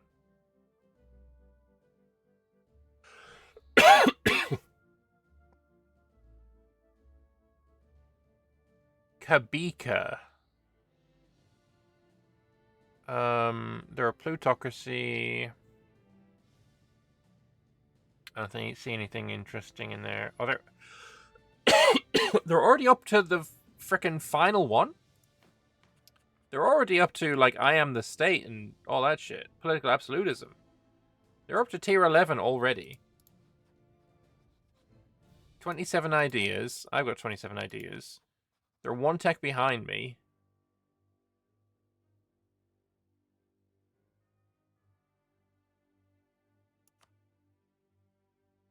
Genie cult.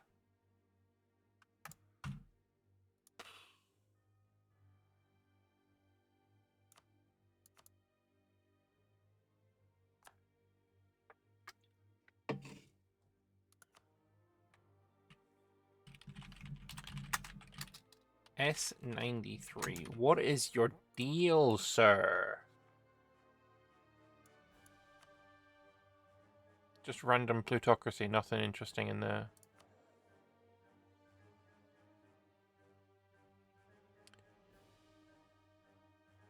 Of past eons. Wind plane touched.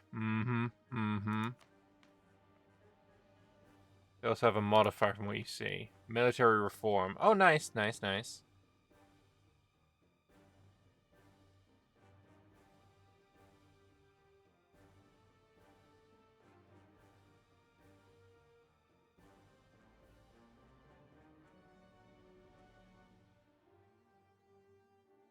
The demons pouring out of the abyss seek to ravage the world.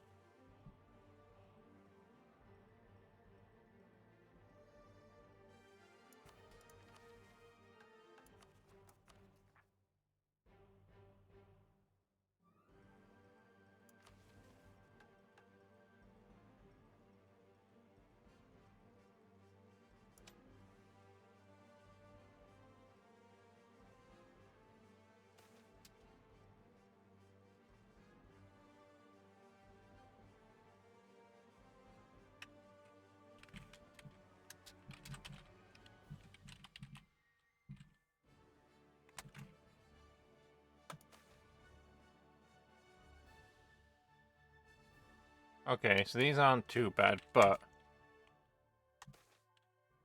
Current power is 0. Okay, how do I gain power? Not like that. Change cult power by 1. Nice.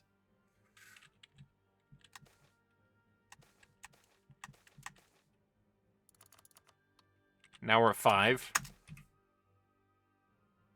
Oh, wait, no. We're cult 6. Okay. Charge incantations! Lose 20 war exhaustion. Okay. Fleet movement speed, gain a stability, and a random advisor with 75% discount. 5 ICA. Okay. These aren't too powerful.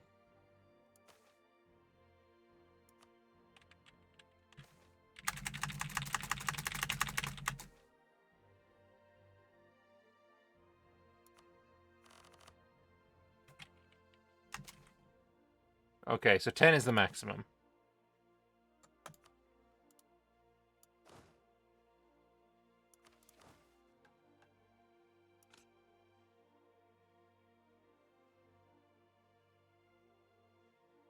Uh, 12 pips. What do I have? Tag S81. They have 12 pips. 5, 6, 12. Okay, I have 12 as well. Yeah, alright. Interesting. Some kind of disaster that I just had no event for.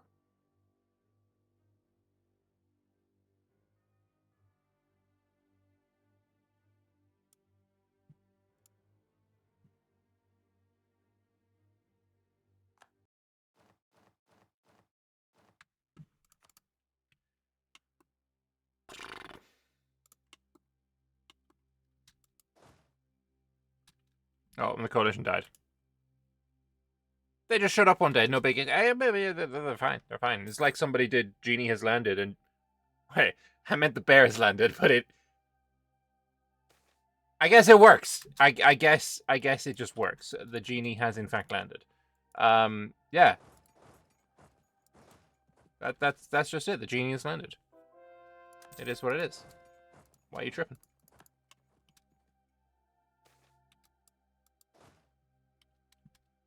No, don't question my legitimacy.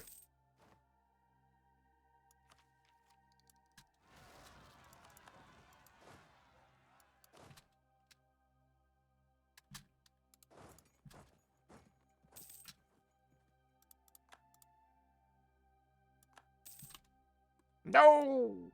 My heir is infertile.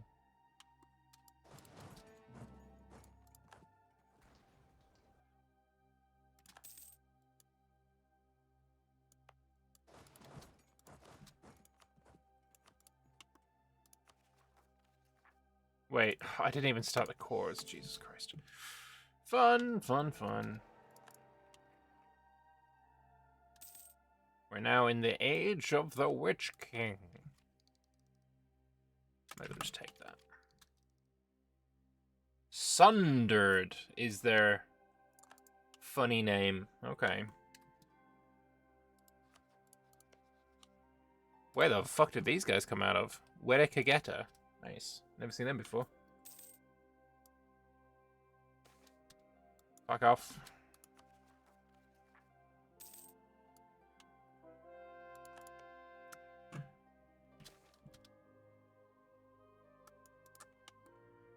Let's spend a little bit of cash. Get you to be done faster.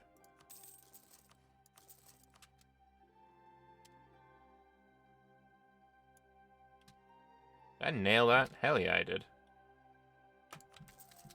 And now you can be getting up to that level. Money-wise, 160 ducat income. Okay, things went quite well.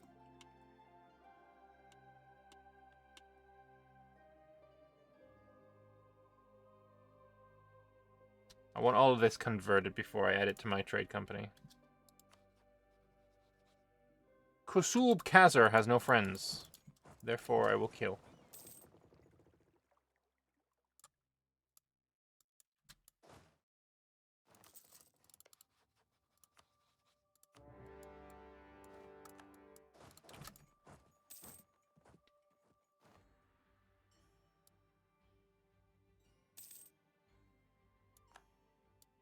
Like, there's genie content and it has nothing to do with this? It's crazy. This is where the, it used to be that this was an angel crash site, I guess? Or there's some kind of angel shit going on here.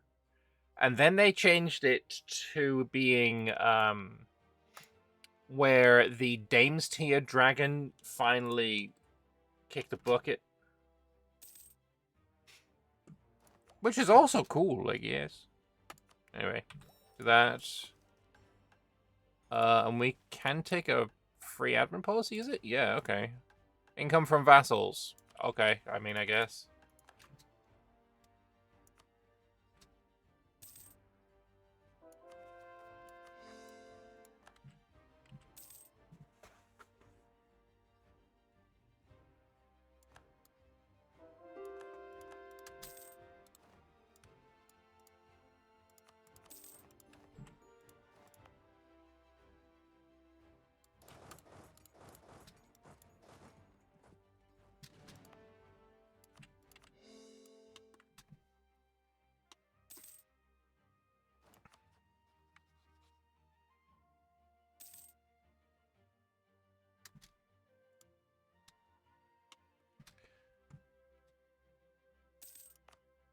Do I want to do this? Global trade efficiency. It's kind of nice. But not for 2.5 grand. Because I need to spend 4.2. It's quite expensive. Also, I've got a shit ton of everything to build.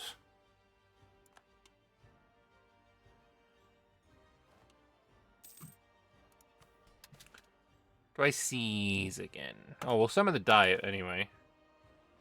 You want a bastion. And I get the Serpent's Eye. I get rid of a bad trait. Yes, yes, yes. Fantastic. Build a bastion here. Upgrade this. Hell yeah. Great idea. I was planning on doing it anyway. But I will also do that.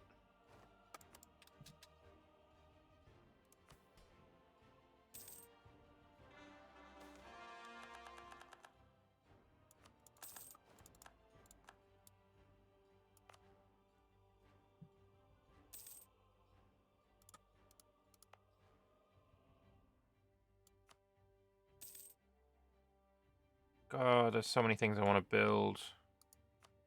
Like, imagine the ducats from these. Oh. Hey, stability, I like that. But no, we will build Kus Anziani.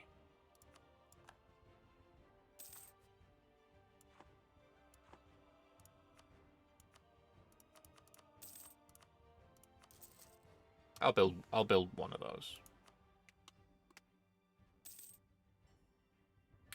Weird demon genies might low-key kick our ass. Yeah, it kind of looks that way. It does in fact kind of look that way. I can't even, like, make them a... Like, I want to see what my, like... thing is versus him. What's your war called? Attacker against Badabi in the Alefisol invasion!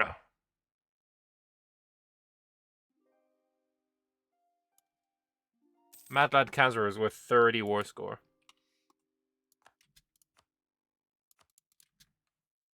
Apparently I got an extra missionary for somewhere.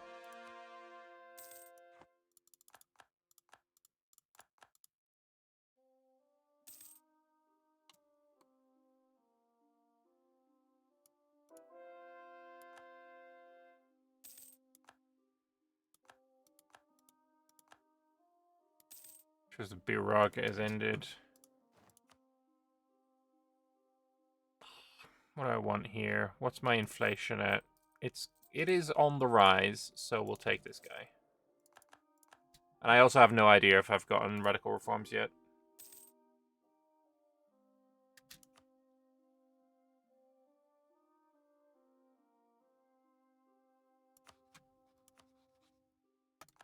Thank you, halfling.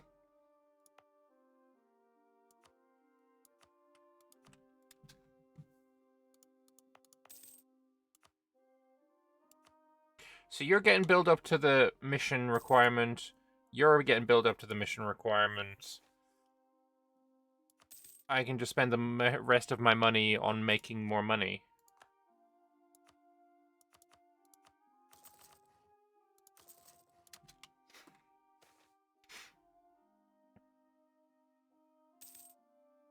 Ain't no one giving a shit about harpies. Also, I'm sure there's some, yeah. Some pretty good workshops at this point.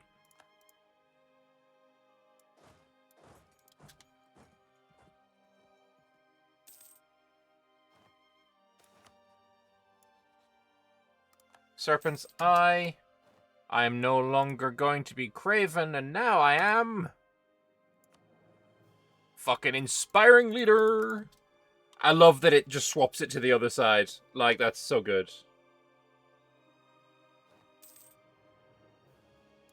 Such a cool mechanic. Such a cool fucking mechanic.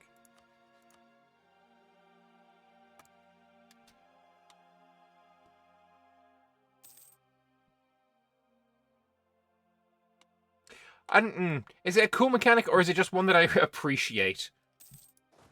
I appreciate not getting fucked by bad stats.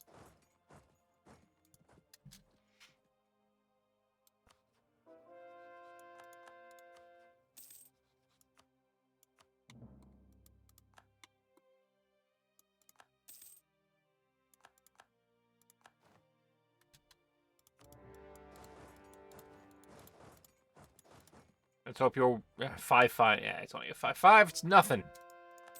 Walk through them like butter.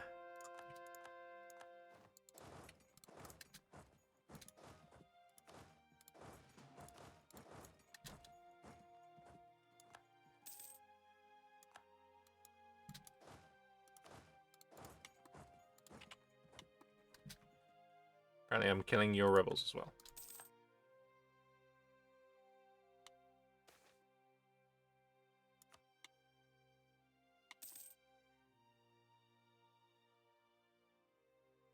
So do I save the 20 grand in order to build this? Absolute fucking monstrosity. Yeah, that's 100%. I'm just gonna take everything here.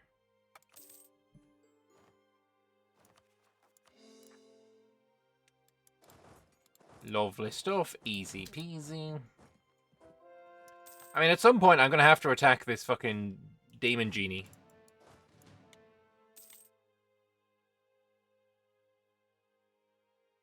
Suppose I could trap the majority of his army on this island.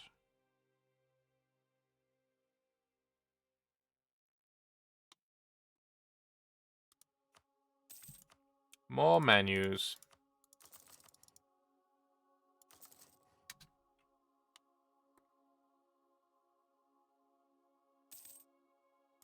Because building the menus are just gonna, like, compound goodness.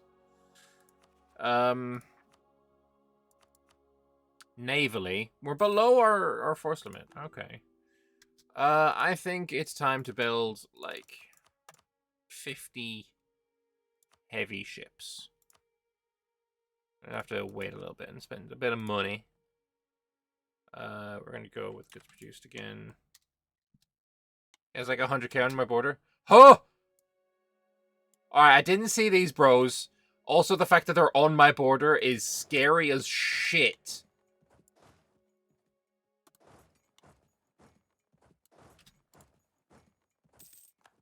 I mean, I suppose there's not really much space for him to go anywhere else, but still, that's scary.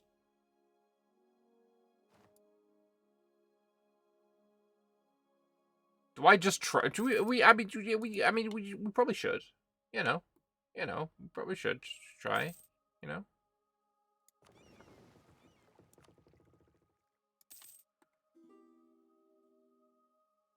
Who the fuck is Jagab Faru?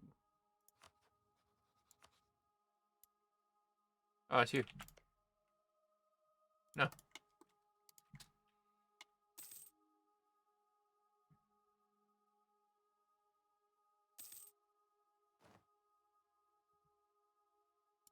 That is so many fuckers on my border. But it's fine, because I have new cannons over him. No, I don't. He is a tech above me. Let's...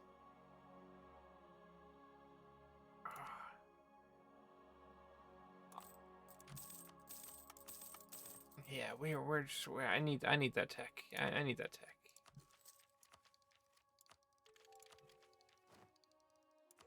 And what's my next idea group gonna be? It's gonna be an admin group. Eco ideas.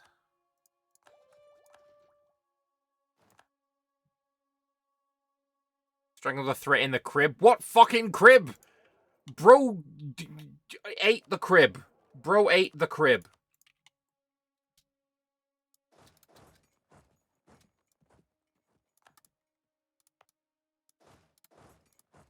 Also, the combat width right now, 32.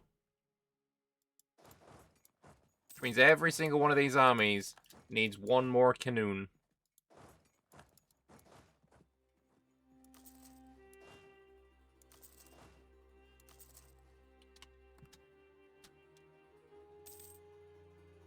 English such an English thing. Oh no, it's not called a canoe. It's I don't know. I fuck around with language. It tickles me. I don't think it's funny. It just tickles me.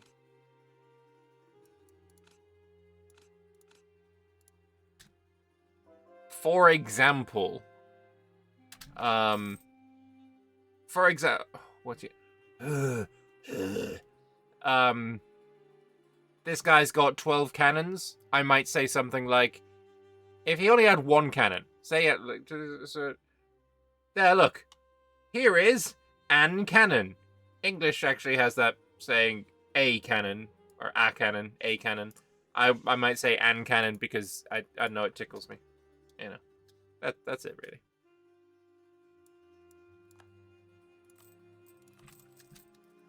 And honestly, I think I got it from Jeremy Clarkson.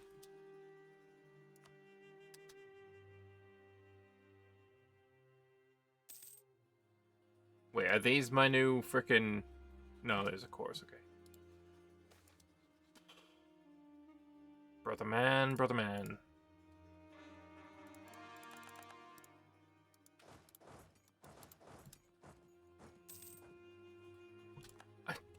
I'm not gonna outnumber him for long. Fuck it. Fuck it. Fuck it. Fuck it. Fuck it.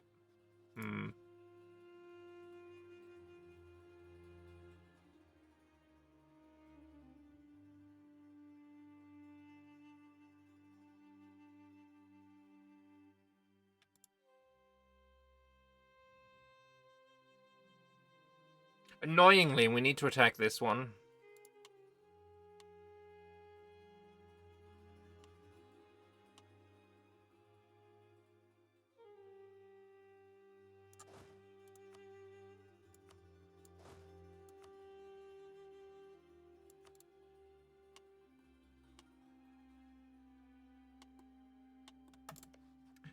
He's got 200k. He's got 200k. I've only got 144. I need... What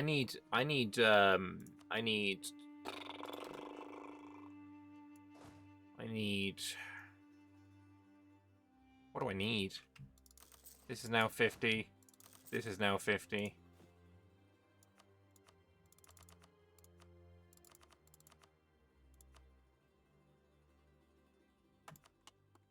I need 1,400 ducats.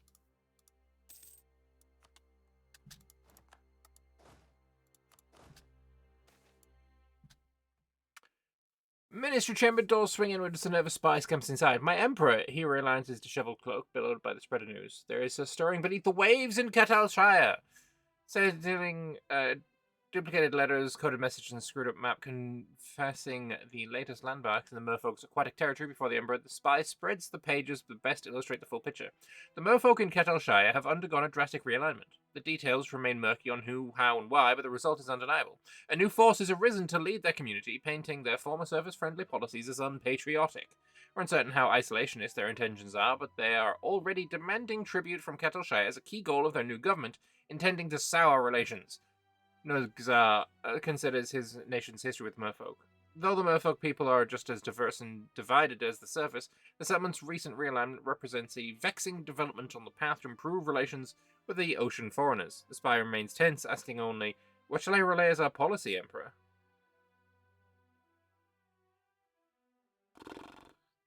Whatever. Give him a little bit of tribute, it's fine. It's like when the Khan wakes up in Stellaris. I mean, it looks like it. The 332nd Empire is one of the longest lasting empires in history. It took Zerat over 1,500 years after its formation before it finally fell for good. At least that's what the official records go by. As everyone knows, though, Zerat stopped being a true empire after the Shadowfang invasion, when the blood-cursed crocodilian lizardfolk rampaged through Tanias and split their great empire in half. The polity around Shalazar split into its own kingdom, completely separate from the primary capital in Zerat. So why did that not count as the end of the 332nd Empire? Why was Shalazar not considered the true continuation of the old Zerat Empire? Shalazar was even the old capital of the empire. It only moved to Zerat in the wake of the invasion. Empires have been counted as collapsed for far less significant means. Often the records don't even elaborate on what collapse meant. The 197th Empire's collapse after the Emperor was killed by a falling Chorkan. Nothing more needs to be explained. Stop asking questions is what my answer is.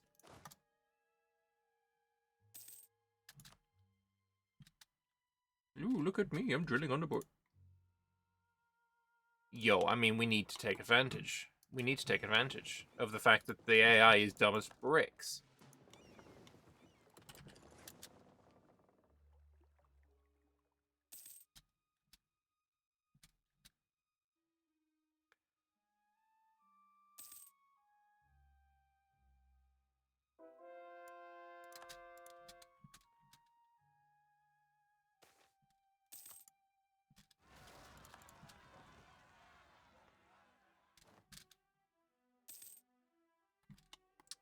Where's that rebellion? Fuck's sake. There's nothing I can do right now. My armies are preparing. It was in fact a chalk and assassin. Bro's figured it out. Bro has figured it out.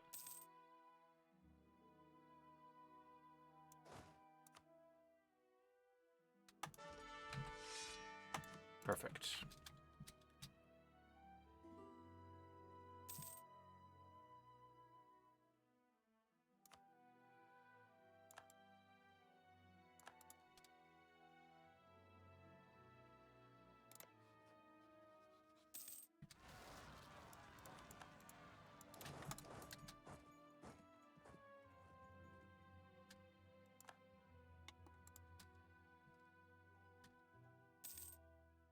Oh, he already can't cross here because of that guy. Okay, fuck it, we're going in.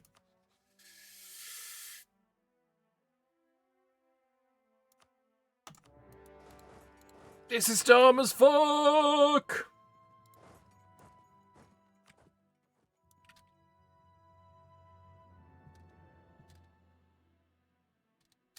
Oh, he can cross here, though. Ah, why was I even worried, brother?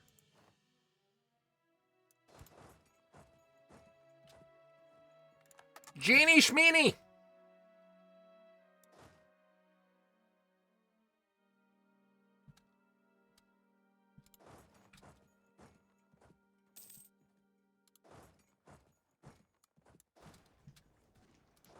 Like I said, Genie Schmeenie.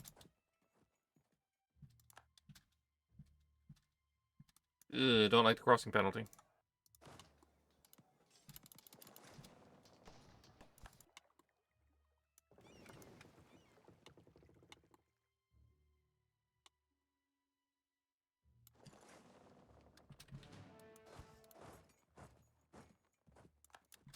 It's fine, it's fine, fine, it's fine, it's fine. We're still fine, we're still fine.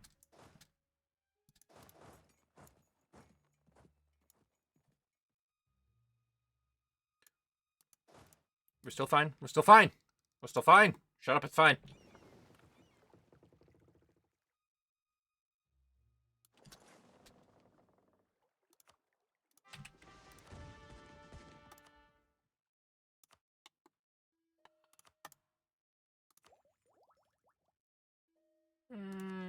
Yes.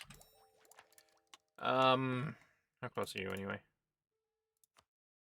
Yeah. All right. So you're gonna get here on the 27th. What if I do that? Yay, we got a month tick. Let's go.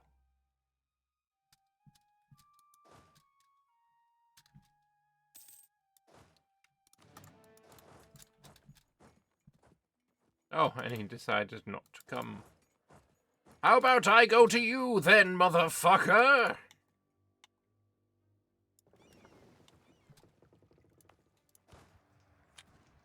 Like, what are we fighting here?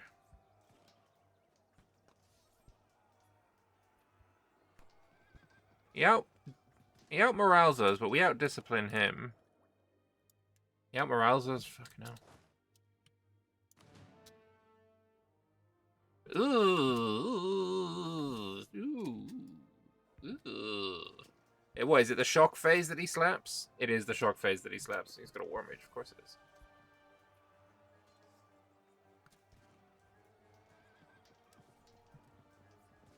Delay in a fire, you fucking assholes! This is the end of you. Actually, it might be the end of us. Ooh. That was fucking tight.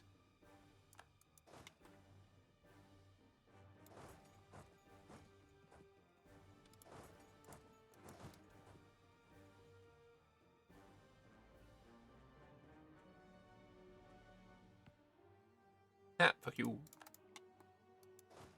Deploy the tactical chocken! Damn right. It's how you win victories in this war. You deploy the chocken.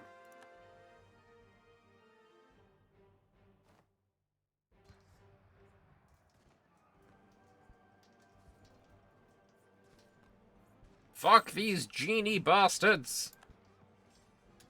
Don't reinforce. Don't, fuck you, asshole.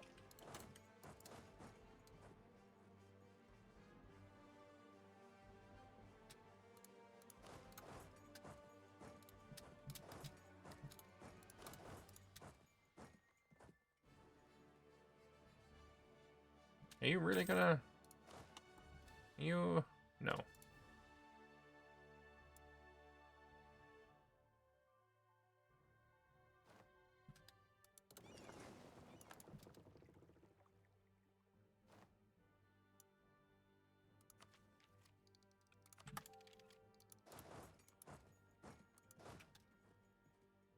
Fuck this guy in particular.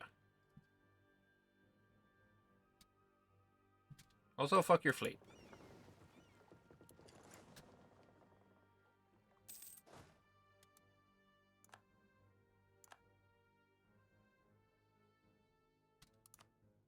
I have one dude with siege and he's not very good at it.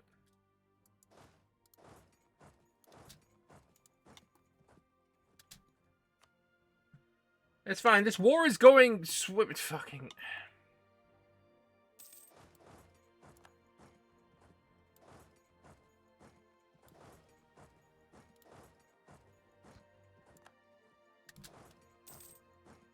Here we go.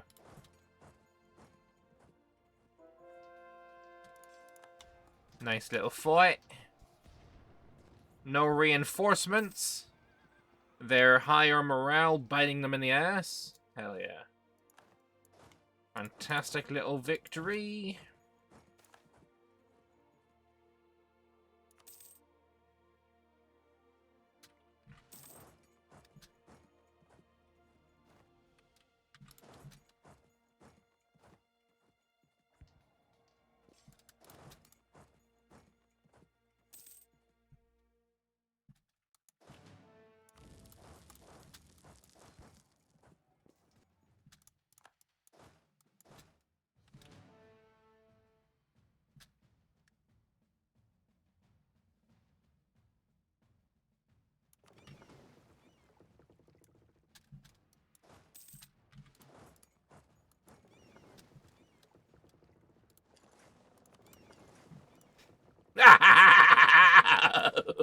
Oh, I love it when the AI is dumb. Yeah.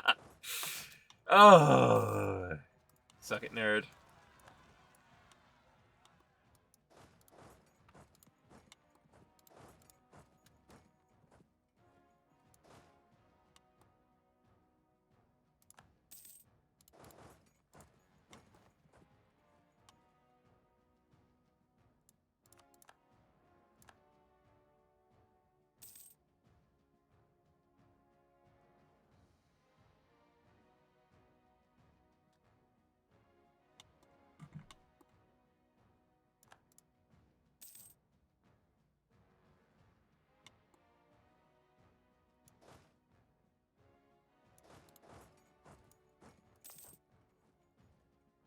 Heretic culture. Okay, yeah, that's fine.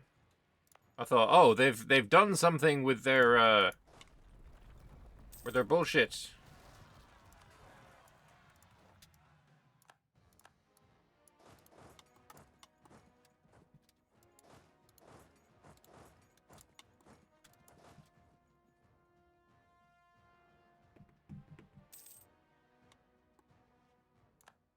I'm out of manpower.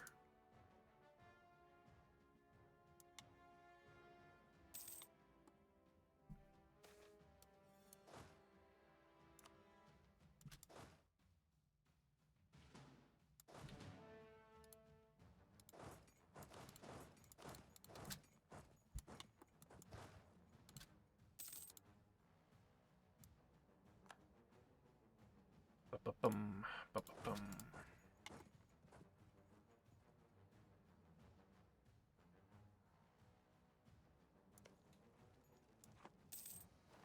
Bro built a naval battery. That's so rude.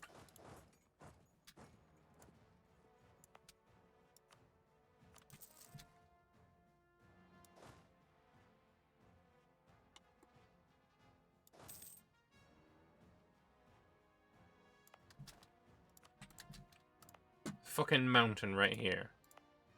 That should have been the fort.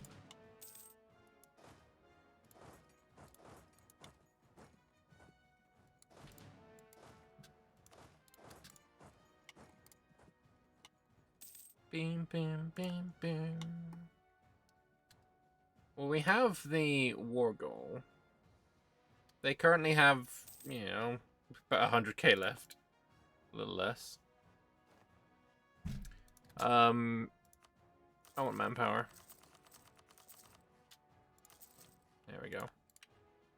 That's an siege.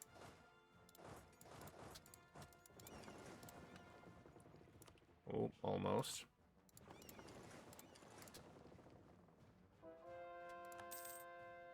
Nice.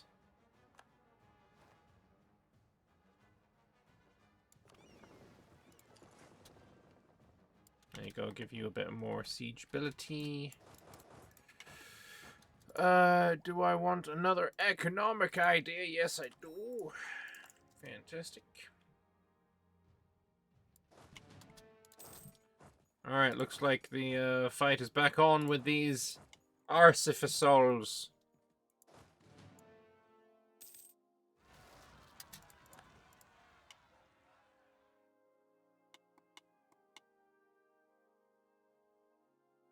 I have no idea what those rebels are.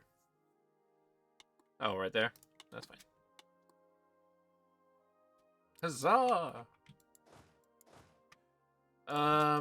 We could stack wipe him, or we could allow him to just have a fucking...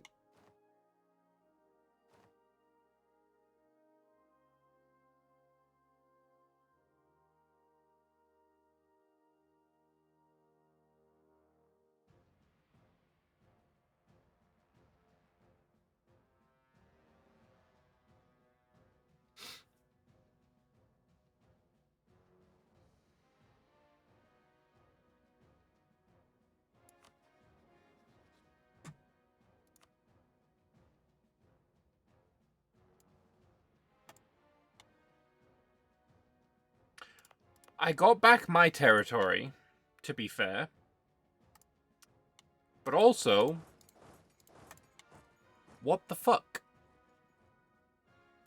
Like, I don't mind shit like this being in the game. Like, I truly don't mind. That was cool. Fucking genies popping out of nowhere and we have to fuck them up? Awesome. Really, really cool. Give me some fucking events. If I'm in the region, if I'm in the area, I need some events about it, you know? And look, unfinished content. That's fine. I'm on a bit bucket ass version of the game. It's fine. That's cool. I just really hope there's something in there to, you know. Also, I love the fucking Ukrainian flag going on here, even though this guy just keeps changing his... Now he's a Muslim. Make up your mind, my dude. Make up your mind.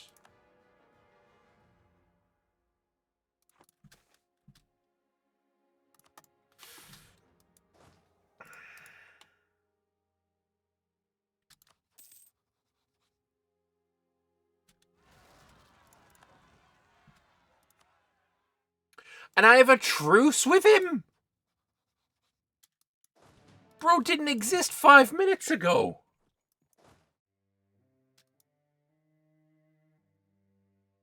I'm not supposed to get any of that as lizard. It's a religious incident.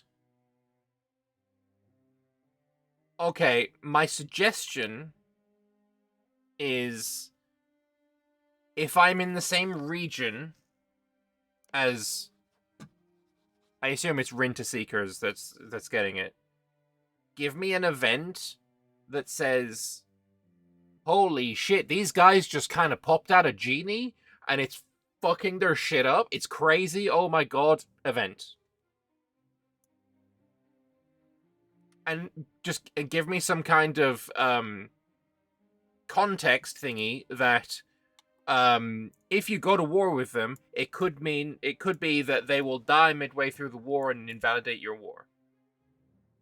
Also, I'm not supposed to get any of those things as lizards. Like, it literally stole 2 of my provinces.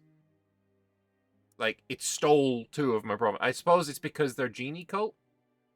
No, it just stole one of my own culture, sorry, my own religion province. It just stole it. I don't feel like that's something you just, you know, don't get any event about.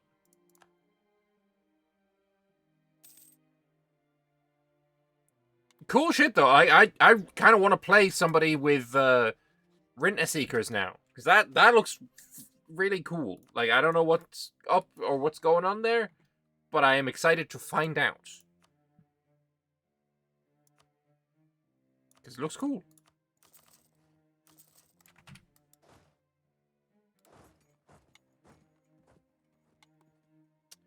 Right.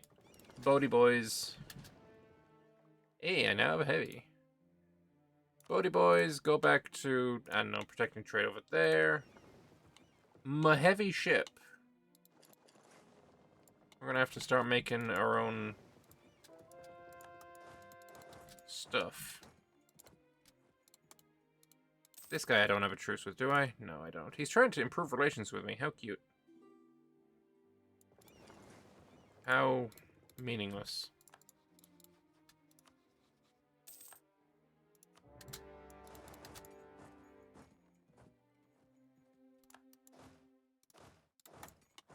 Religious incidents, it turns out, are harder to code than they look. The old devs who did the Sun Cult incidents were masters of their craft.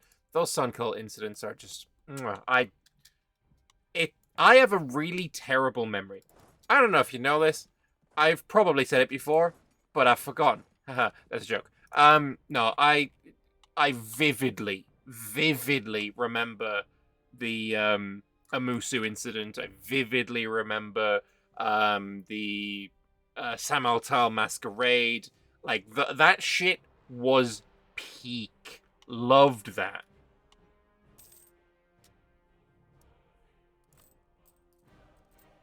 No idea who it was that did that stuff.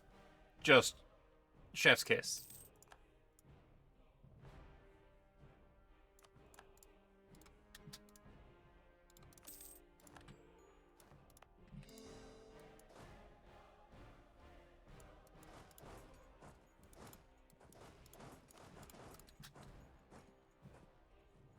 Alright, 2 armies of whatever my new size of army is.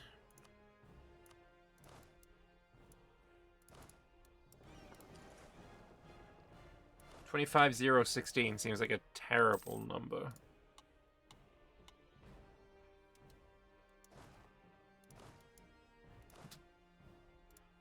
Oh, mission! Under Kus Anziani. Overlooking Zerant, the city between the lakes, stands Kus Anziani, the greatest of all Zatsaria. Where other spires have been worn down, damaged, blown up, cursed, sunken, or gone missing over the millennia, the spire of Zerant stands as unblemished as it did during the days of the First Empire. It's a testament to the longevity of lizard folk civilization. As long as it stood, the prophesized empire would arrive. Now that the final empire is here, though, the Naga have been facing repeated questions by the ruler and his non-Naga advisors. Is it not time to explore Kusanziani? Understand the messages left by the First Empire. What is its purpose? Why did the gods show them how to build it, and what is its purpose? It's repeated what is its purpose there. Anyway, it's time to break with thousands upon thousands of years of tradition and let more than the Spire's guardian inside. Let me in! Peering out of the great city of Zerat stands Kus Anziani. Many Zetsaria were gifted to the first lizard folk empire by the gods, yet none remains complete and unblemished as the spire in Zerat.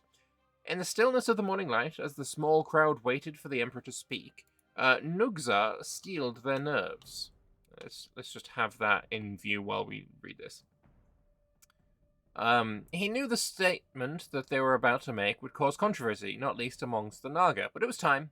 They were the final empire. If not now, then when? I'm lifting the ban on entering the upper floors of this Zatsaria. His next words were instantly drowned out by murmurs and shouts from the crowd. Several Naga, including the leading figure in the current High Temple, started to move forward, but Nugzar continued. The gods left us these spires to be used when we are ready. For as long as lizard folk have dwelled here, we have not been ready. True, there have been no signs from the gods, nor anyone that we are ready. But the inheritance was left to us to discern, and we are the final empire. He stepped forward, pushing ahead of the Naga that were slithering onto the stage. We are the prophecy. There is nothing beyond our capabilities, because there is nothing beyond us. Will uncover the mystery of the spies. We will uncover the mystery of the spies. For if we are eternal, it is simply a matter of when. Begin the research. Unlock the ability to repair the spire in Zerat. But I did. At the center of a magnificent wide-open square towering above the city and its two flanking lakes stands the Kus Anziani, the center of heavens in the traditional language of the royal Zerat court. It stood this place unblemished for thousands upon thousands of years, dating back to the very first lizard folk empire. It stands as a reminder that no matter how many civilizations rise and fall, the lizard folk will remain, waiting for the prophesied 333rd and final empire to unite all lizard folk and rule for eternity, just as the center of heavens too stands for eternity. So I get 333 extra attacks. Kind of makes this feel pretty weak now. Anyway, let's begin to the research. Oh shit, hang on, I just saw it. Fuck off, you. Repair the spire! Activating the Zatsaria happens in 2 years. Yes, we'll do that.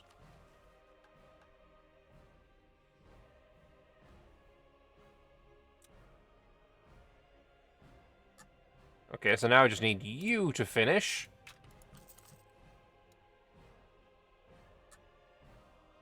Oh, look at that income. Look at that income. Ah!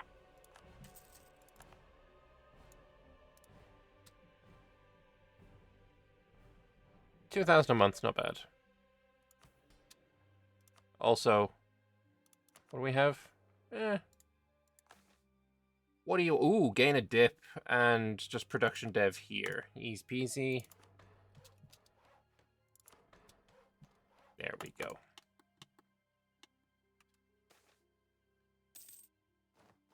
Poor families left behind. Do I want to steal some more? Yeah.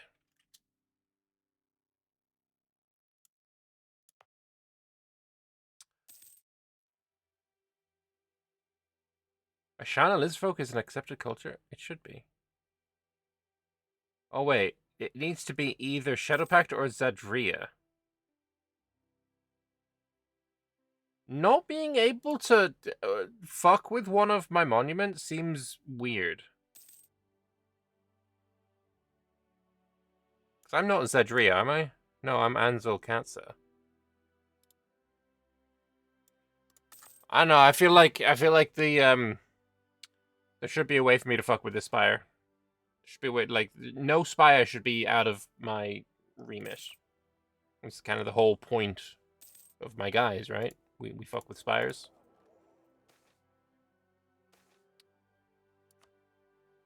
No one cares about humans.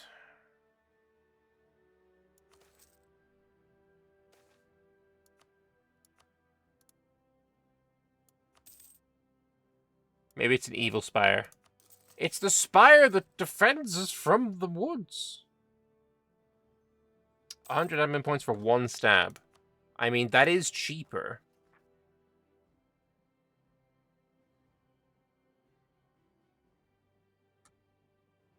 I've already read this one out, I think. I remember this one.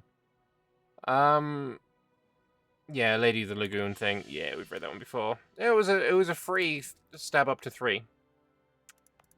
Spire that defends the woods from us. Although every one of the Zensaria are considered sacred in Lizfolk tradition, the Naga in their recitations carefully omit the Kaga Yatsa, for it does not fit that narrative.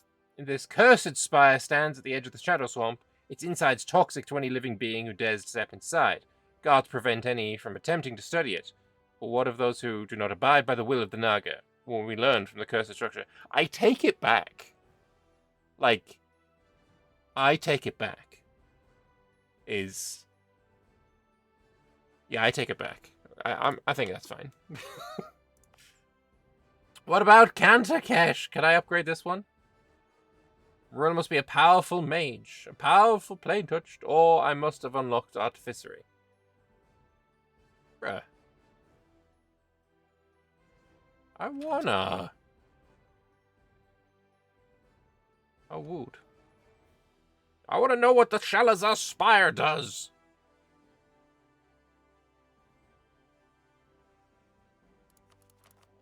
Make me a mage, motherfucker! Anyway. What about the Kugra? No, there's no spire in Kugra. Any other spires? This one here. Sunken Spire of Arctic.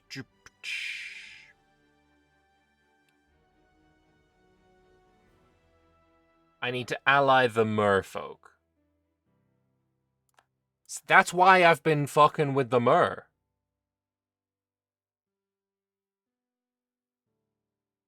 That's fine, I guess. Global recruitment.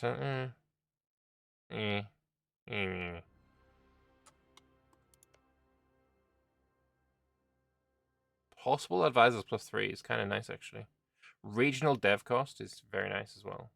Wait, that's regional dev cost in Yezelmora, which also has this regional dev cost. That's pretty fire, actually. Can I use it? One of the following must be true. You need to be Jad, be a Harpy, or be a Mengi. Alright, never mind then.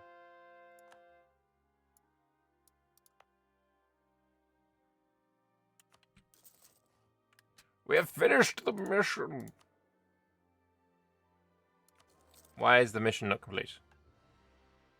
Oh, I need to change the culture. Right, I need to do a bunch of culture conversions here, don't I?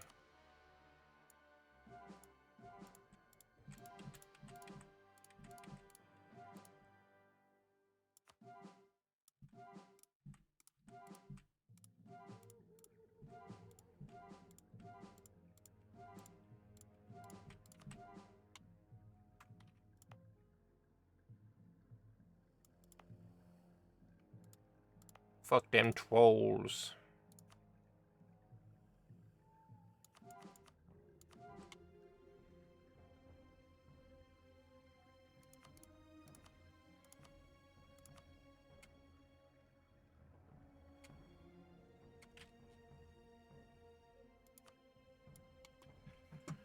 We haven't accepted any. I could accept, like, the Jebi. Who are the Jebi? There's a relatively decent amount of Jebi. Okay. Mabola Halfling as well is something I might want to do. Near maximum mill points. Well, looks like I'm Devon. Good enough. I must be a Chad. I'm trying.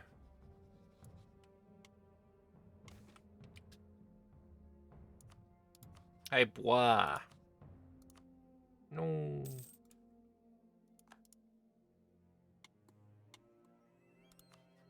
There's also Badabi. Again, I want to link all my shit. It's still the wrong religion, is it? No, a lot of it's the right religion now.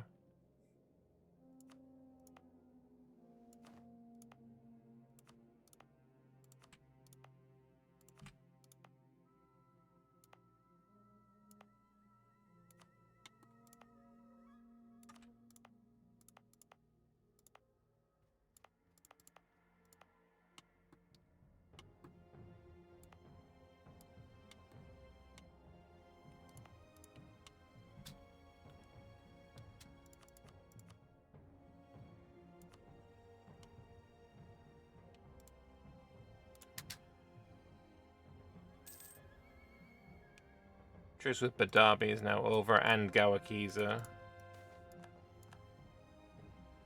Infiltration of Yeselmora. Yeah, 41 seems like a terrible number to be at, so we're going to 32. 32,016 seems like a reasonable number. I ran out of manpower.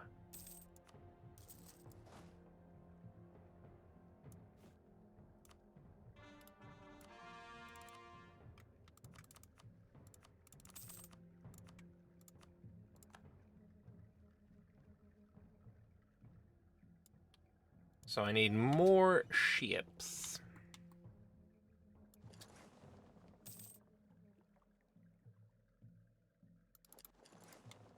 Oh, it's gonna need more ships.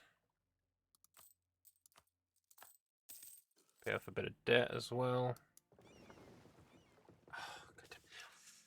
I keep forgetting that I've burned my arms, and then I scratch an itchy part of my arm, and then it starts fucking killing me. I have activated the Zetsaria. A barricade had been erected to watch the activation of the Zetsaria behind, but the Emperor refused to stand behind it. If whatever was summoned upon the activation of the spire was dangerous, a pile of sticks could not be sufficient protection. Instead, he insisted on being the one to turn the ancient stone crank that the engineers believed, with about 40% certainty, would kickstart the machinery inside. He grasped the dark stone handle and smiled at the nearby engineer, who flinched upon seeing him hold it.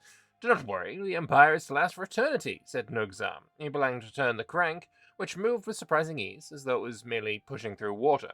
"Activating the Holy Spire will not end it." "I am a devout believer in the prophecy, my Emperor." The engineer started inspecting the whirring gears behind the transparent stone. "I believe Ketel Shire will stand upon the until the end of days. What I fear is that we may be about to bring that end. If we are the final empire, are we about to end eternity?"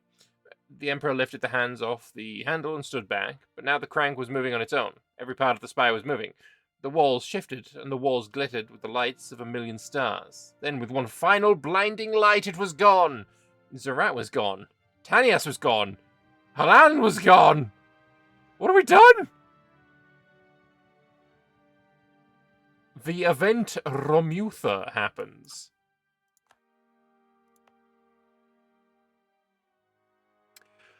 Well, it was a good run. Kaboom, bitch. The front gate. Entering the Zetsaria no longer gazed over the city of Zerat, but over a calm sea. The sky was a deep navy blue with a few twinkling lights, but for one section of the sky. There hovered an inky black dot with a ring of blinding light around its perimeter. It looked like the opposite of the sun.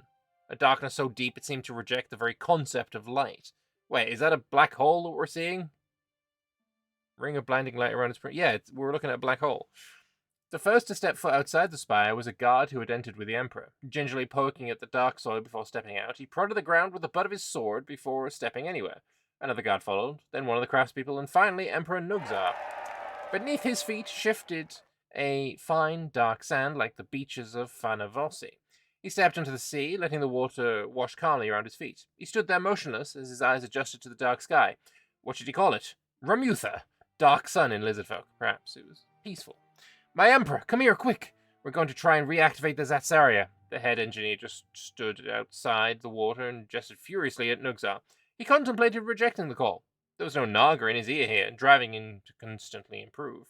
Here, on Romutha, there was just the sound of waves. But he did not. He stepped out of the water, through the doors of the spire, and turned the handle as before. The same lights, the same gears, the same stars all sparkled, until through the doors one gazed out again, over the two lakes that flanked Zerat.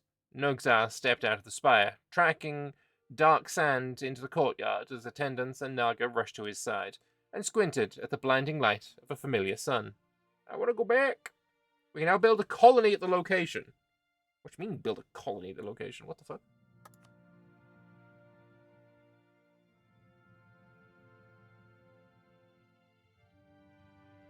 What in the fuck? We're colonizing the black hole. Anyway, the Game Killer, thank you very much for the sub. I appreciate it. 11 months. Awesome stuff. Thank you so much.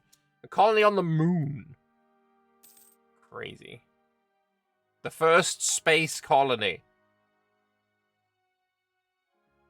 So I need to do this. Yes. 500 ducats and 10 regiments.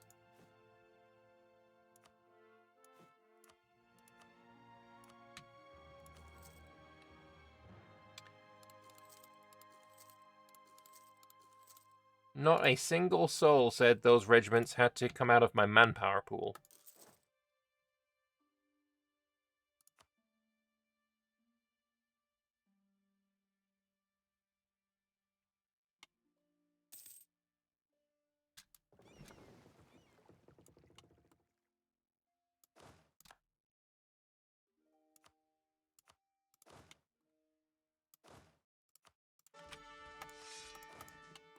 Am I making Space Marines? Yes! Yes, I fucking am! Maybe it's connected to the weird province in northern Holan. Are you talking about this? Yo, this has got stuff on it now. Yo! What the fuck is that?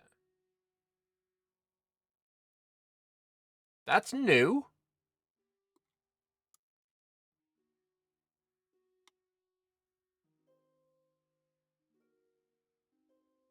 What the fuck is that? That's kind of cute, not gonna lie.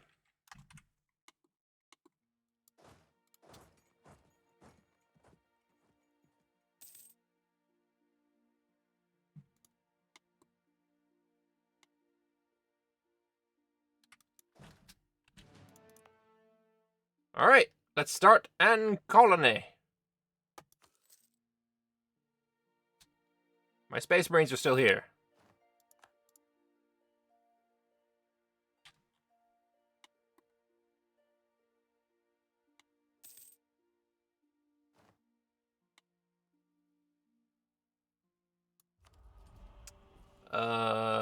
Ooh. Military advisor cost minus 50%. What the fuck? I don't mind if I do, thank you. It makes it trivial to get a,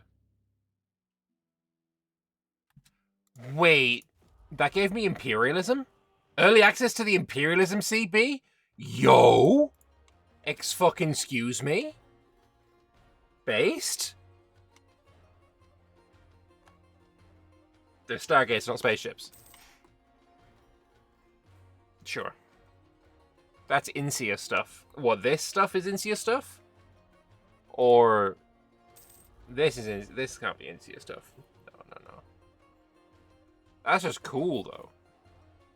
That's the fucking, that's kind of OP. Like, I know Age of Witch Kings has some really good shit like admin efficiency and yearly absolutism.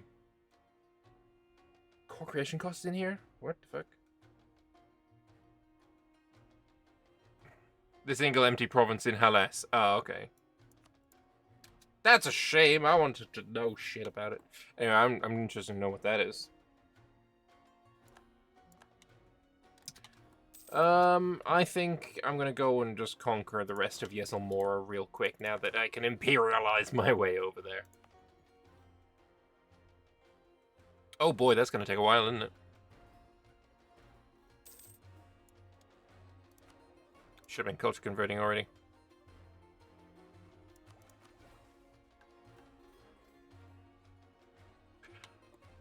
Meanwhile, we need to build more ships. Oh, not all of them will take forever. Just this one.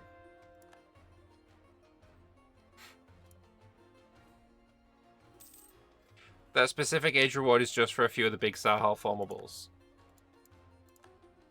I mean, they're cooking then. Those tags are going to be the best tags. Yo, that's actually quite a lot of cores. You should be my vassal.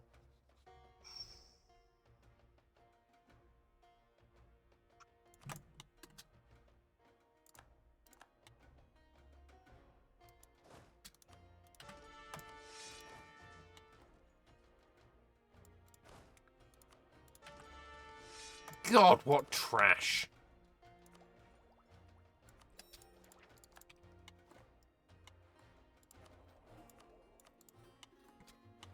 Basically, Insia is surrounded by the barrier, and the province and others, if I recall correctly, are the mechanic to lower the barrier and enter Insia. Interesting.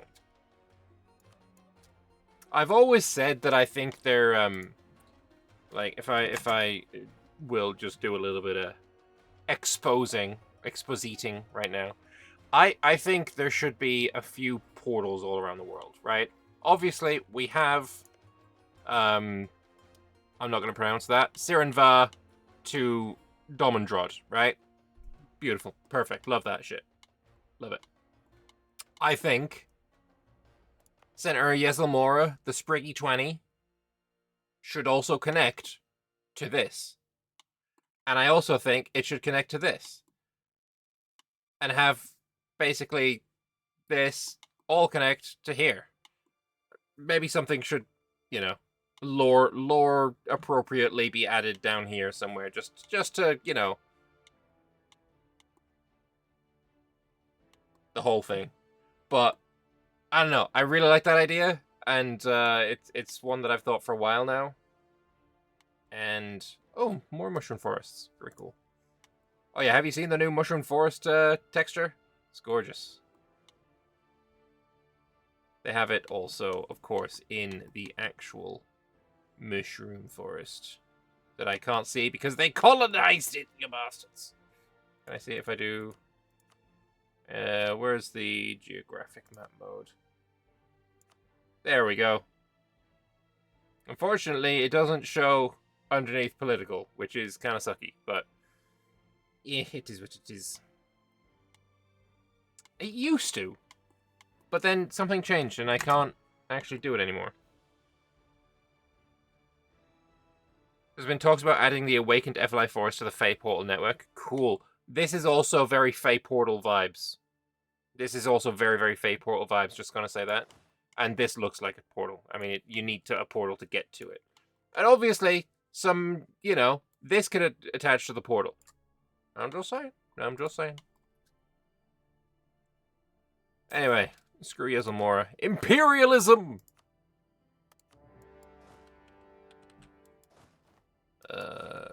Half you can go there. Trash.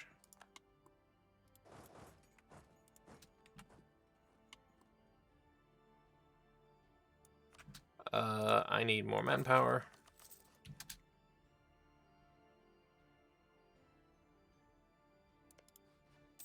We got 17k, and their troops weren't exactly amazing anyway. I love the models. I love the models. They're getting even better now that they're teched up a bit. Oh, it's gorgeous. I love that. Big fan. Big fan.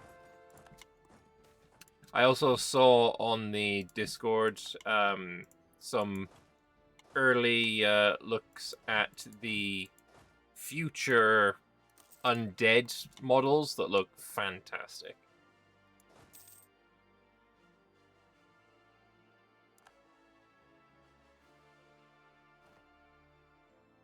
The future is bright.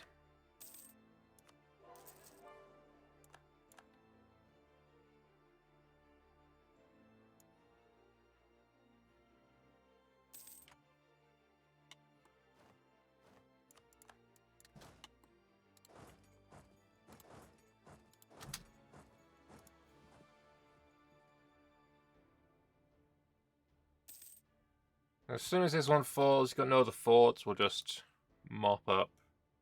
133, but with Imperialism, I should be able to full annex. Ooh, actually, I don't know if I can wait to do the whole lap.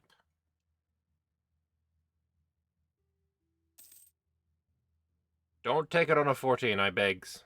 I begs. Okay, we're good.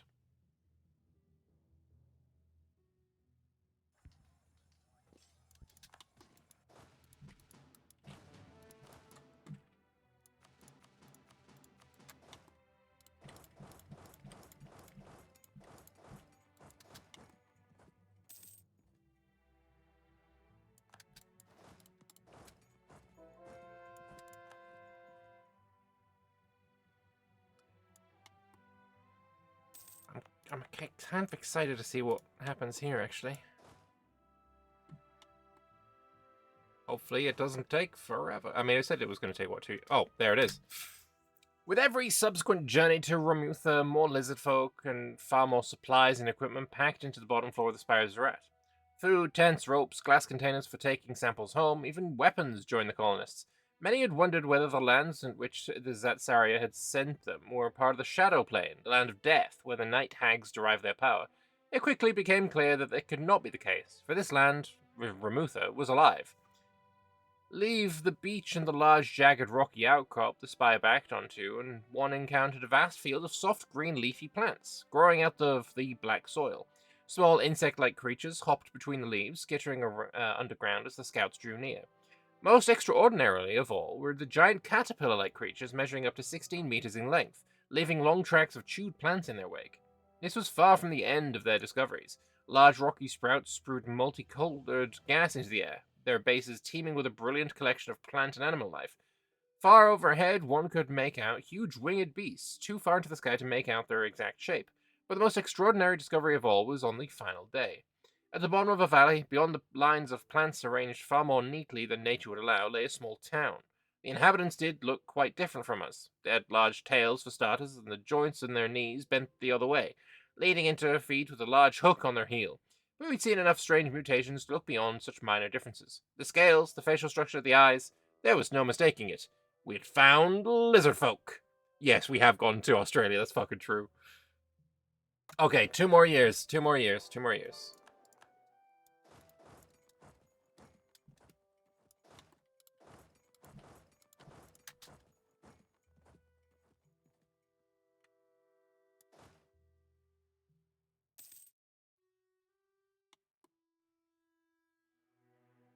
Okay, so he's stopped there.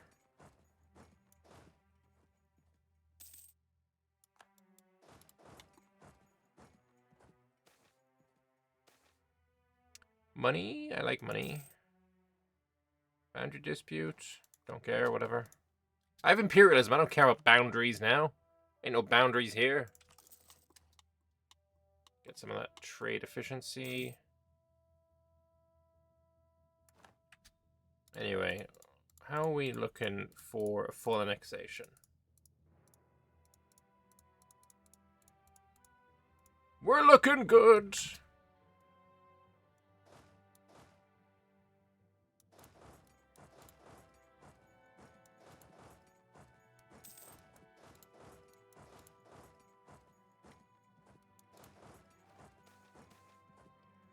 Bandits arrive, whatever. Send the army, whatever.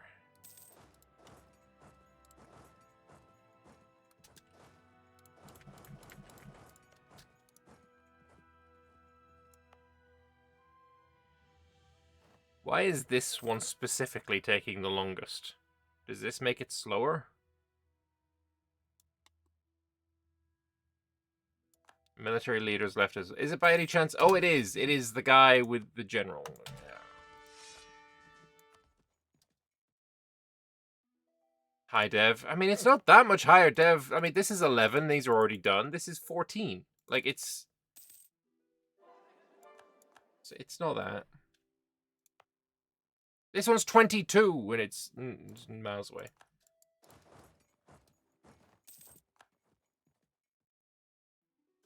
No, it's not. Oh yeah, so you're right. I lied.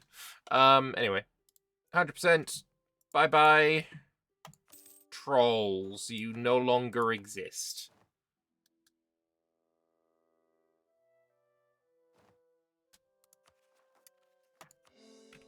Core it all up. So yeah, these places that are now lizard, like here, you should have a modifier. Right? I thought you got a modifier.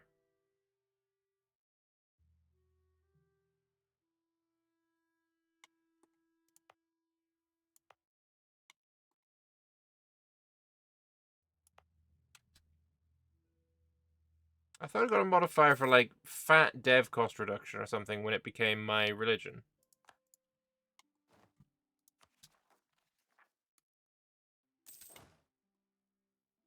No idea. I can seize land again, but I'd rather do that. What do you want? A big fortress here? Absolutely fine. What are you going to give me for it? 100 mil points. Oh, yes. Don't mind if I do.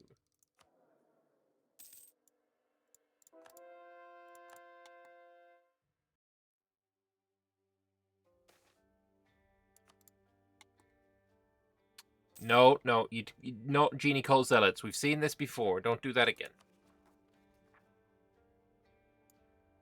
You already fucked us.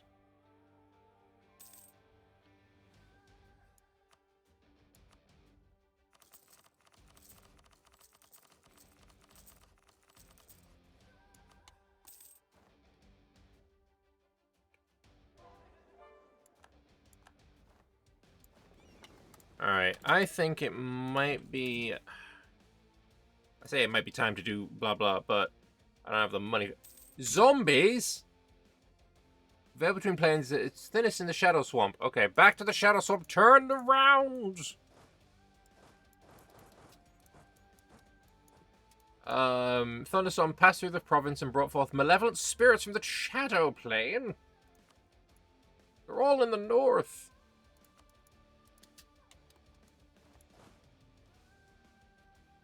Can't be letting zombies just go about their business unaccosted. SMH.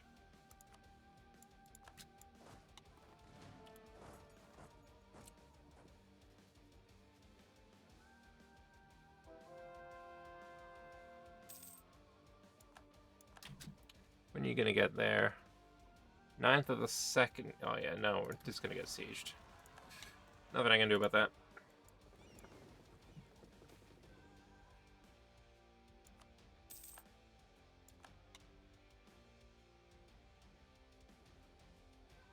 Yeah, it's not terrible.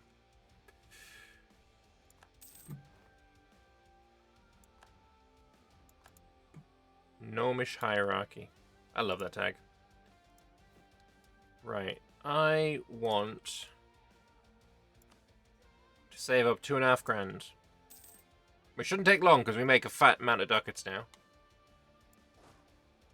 Alright, let's go wipe out these zombies.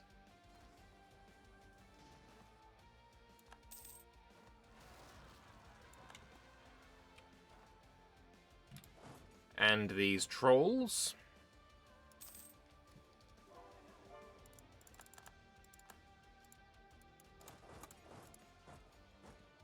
This seems like a good place for a fort as well. The medium-term goal had been to build a habitable colony in Ramutha, but that was proving difficult. Building material had to be transported from Zerat, and there was nothing akin to large trees from which to build houses. The stone here was unusually brittle. There was no day-night cycle either. The black sun and its ring of light shone down from the sky at all times. Growing crops was also proving tough. Tanias was full of hardy plants that could sprout in mere days in even the most minimal of soil cover, but over 90% of the plants failed to sprout when planted in Ramutha's dark soil. The worst day, though, was nearly a year into the life of the colony. One of the flying creatures spotted in the sky during a scouting expedition descended on one of our settlements. It resembled a butterfly, but thousands of times larger, making not a sound by the beating its massive wings. That was until it started emitting a dark light from its body, accompanied with a high-pitched whistling before unleashing a beam of light so destructive it carved a molten path through the ground itself.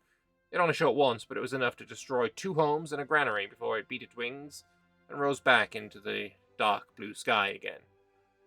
Okay, that's... that was rough.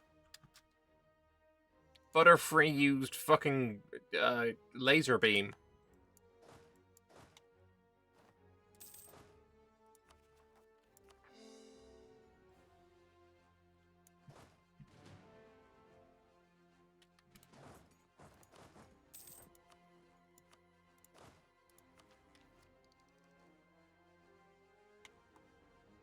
Absolute fat Australia vibes for sure.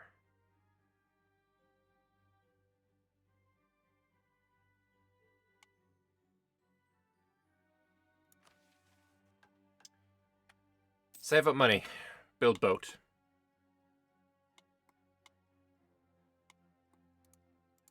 I still can't see the guy up here, so I can't compare my fleet to his. I don't need cathedrals. Oh, it's tempting to take.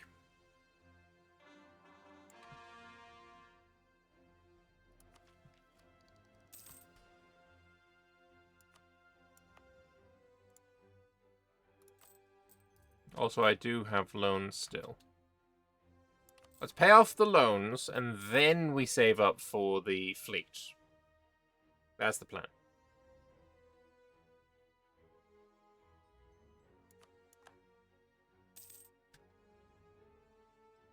Get out of here. Move. There we go.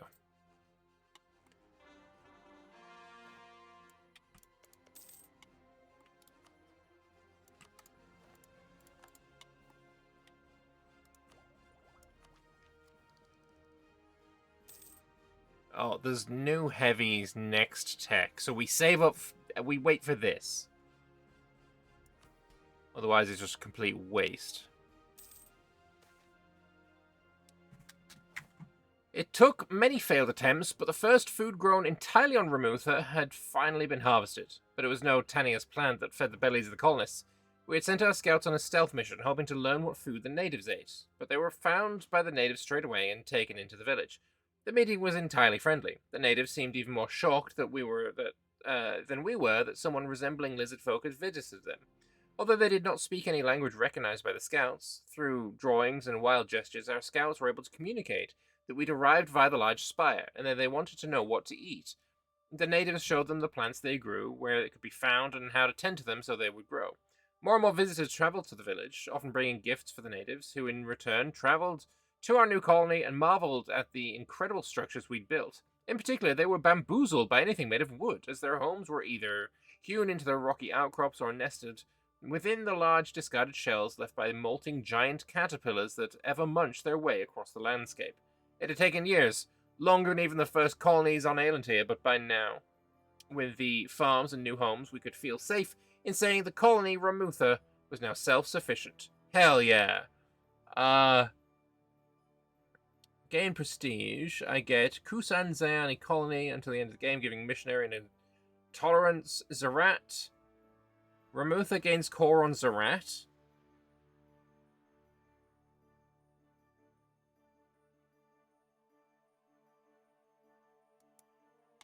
What? You're taking Zarat away from me?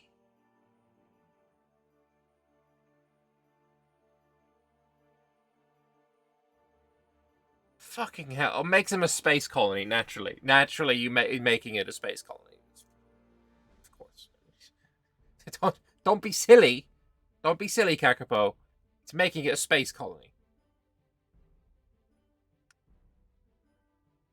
But also, my fucking tax modifier.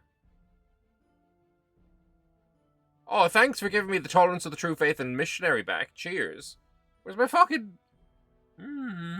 Anyway. So Ramutha gets space colony. They're a duchy. They get elections. They cannot colonize. Minus 333 colonists, naturally. 60 max absolutism extra. Random candidate bonus plus 3. Nice. Gov cap. Alright. We will receive all the effects of the Kusan Ziani Great Project. I mean, yeah, I can see that from the modifier.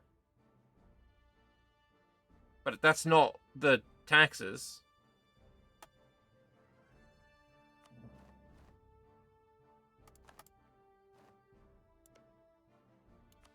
My fucking space colony.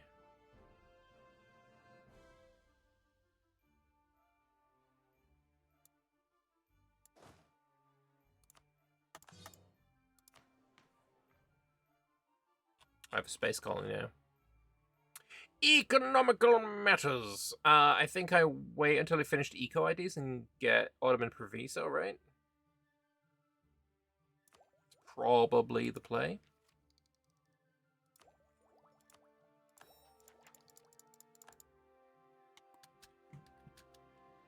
I have an unassigned merchant.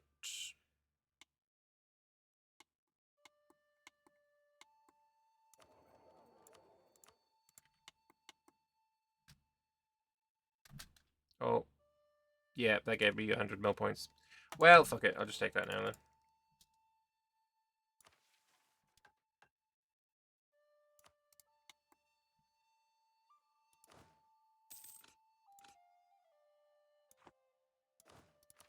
Okay. Still need that to be done. Fucking boats. Fucking boat. We need to build boats. We need to build boats, but I want to take the tech before I build the boats.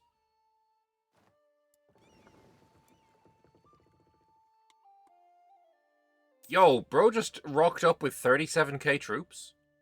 Actually, what ideas do they have? Space colony traditions! Despite having minus 333 colonists, they have a colonial range of 50,000. Yearly amateur decay, Inno gain plus 50, alright. Prestige, amateur from land battles, alright. Reinforced speed, land attrition, movement speed. Possible policies, land fire damage, yearly prestige, and a merchant. Kind of shite, in all honesty. I don't know why they have minus 99 prestige. I don't believe they went bankrupt. Do I get extra? Oh, I have extra doodads. I can enforce my culture on him. What's your culture? You're itchy-sided lizard folk. I mean, whatever. That's irrelevant. Yeah, I'll marry the space lizards.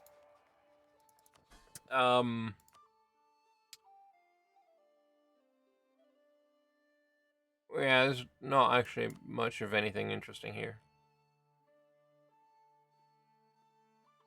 It's just cool, I guess.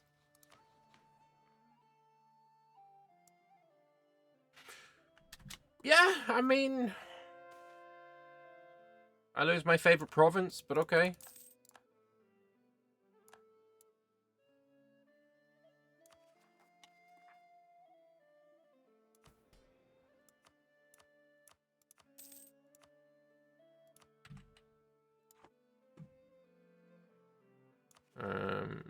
We're still over, but eh. Oh, actually, you know what I can do? Spend my money.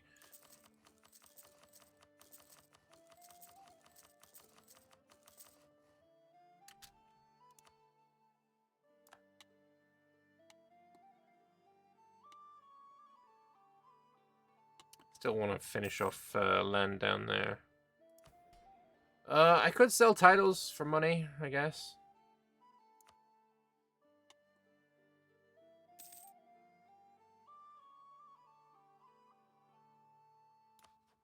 Oh yeah, we also want to ally you.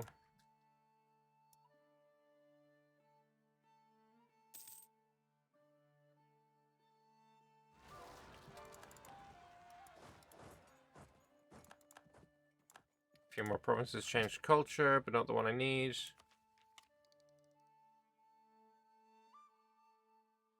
We could just take this down, but I don't have the money for the fleet anyway, so don't worry about it.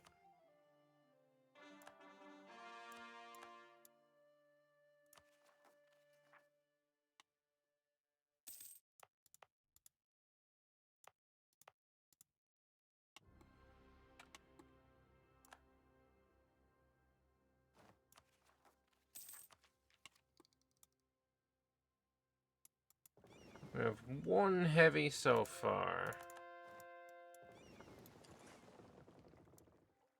Have that guy dock.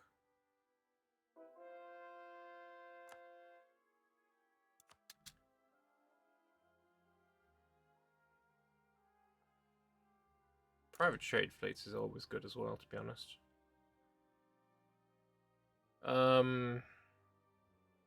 Ship trade power from manpower recovery speed.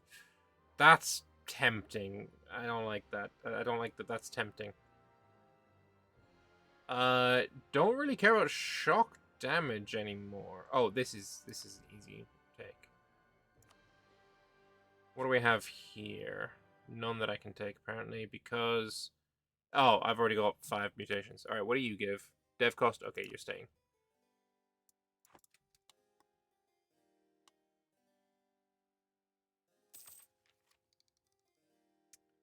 We'll wait until next year and then we'll take it.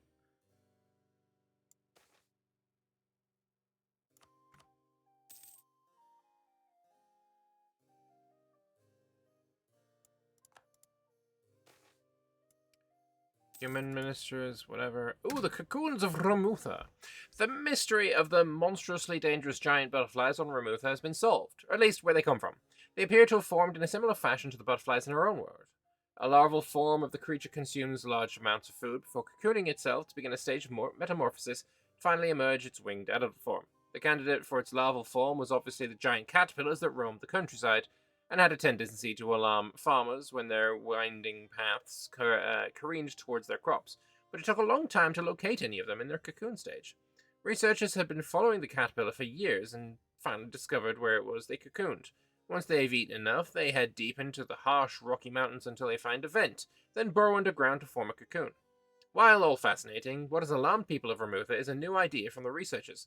What if they brought a cocoon back to the colony? They believe that if they can hatch the cocoon by themselves, it may be possible to tame the giant laser-shooting butterflies for our purposes. This has not gone over well with the colonists who have insisted the cocoon be kept outside, far outside their settlement. I foresee no way that this plan could possibly fail. Absolutely no way whatsoever. Fucking great. This mission tree became batshit. Also, my building's finished, and now we're below again. I want to build more of them. I've not been keeping up with these at all. Holy balls. You know what? We'll do that, and I will build more again. Because it's also dev cost, right? It's 5 dev cost on them. Which is, you know, nothing bad. Nothing to sniff at. Good enough. And we'll see this go probably to, I'm going to guess, like 1800.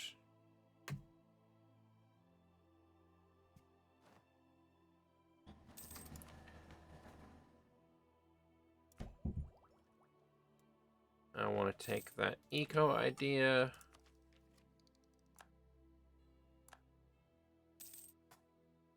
What's my income now? 255 a month is not bad at all. Aramul, influence you.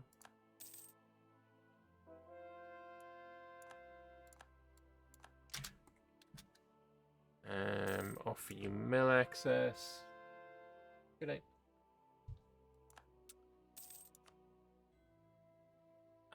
What else can we do? Speaking of good night, I'm going to be going to bed myself in about 10 minutes. So, advanced warning. You're allied with Keterada? You fucking traitor. I say you're a traitor, but you're not really. You're Archetist yourself. Transfer trade power is already. He's already giving it to fucking Keterada. Break your alliance with Keterada then. No? Well, fuck you. Break your alliance with Keterada, I said. Thank you. Will he stop transferring trade power now, I wonder?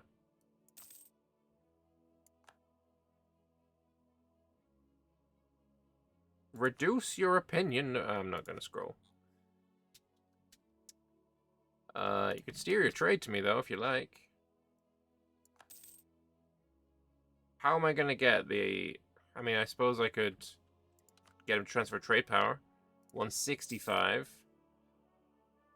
And then a gift. Let's improve relations again.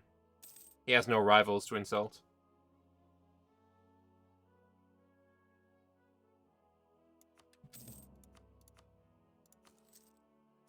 But there's 190. Spriggy 20! Let's go!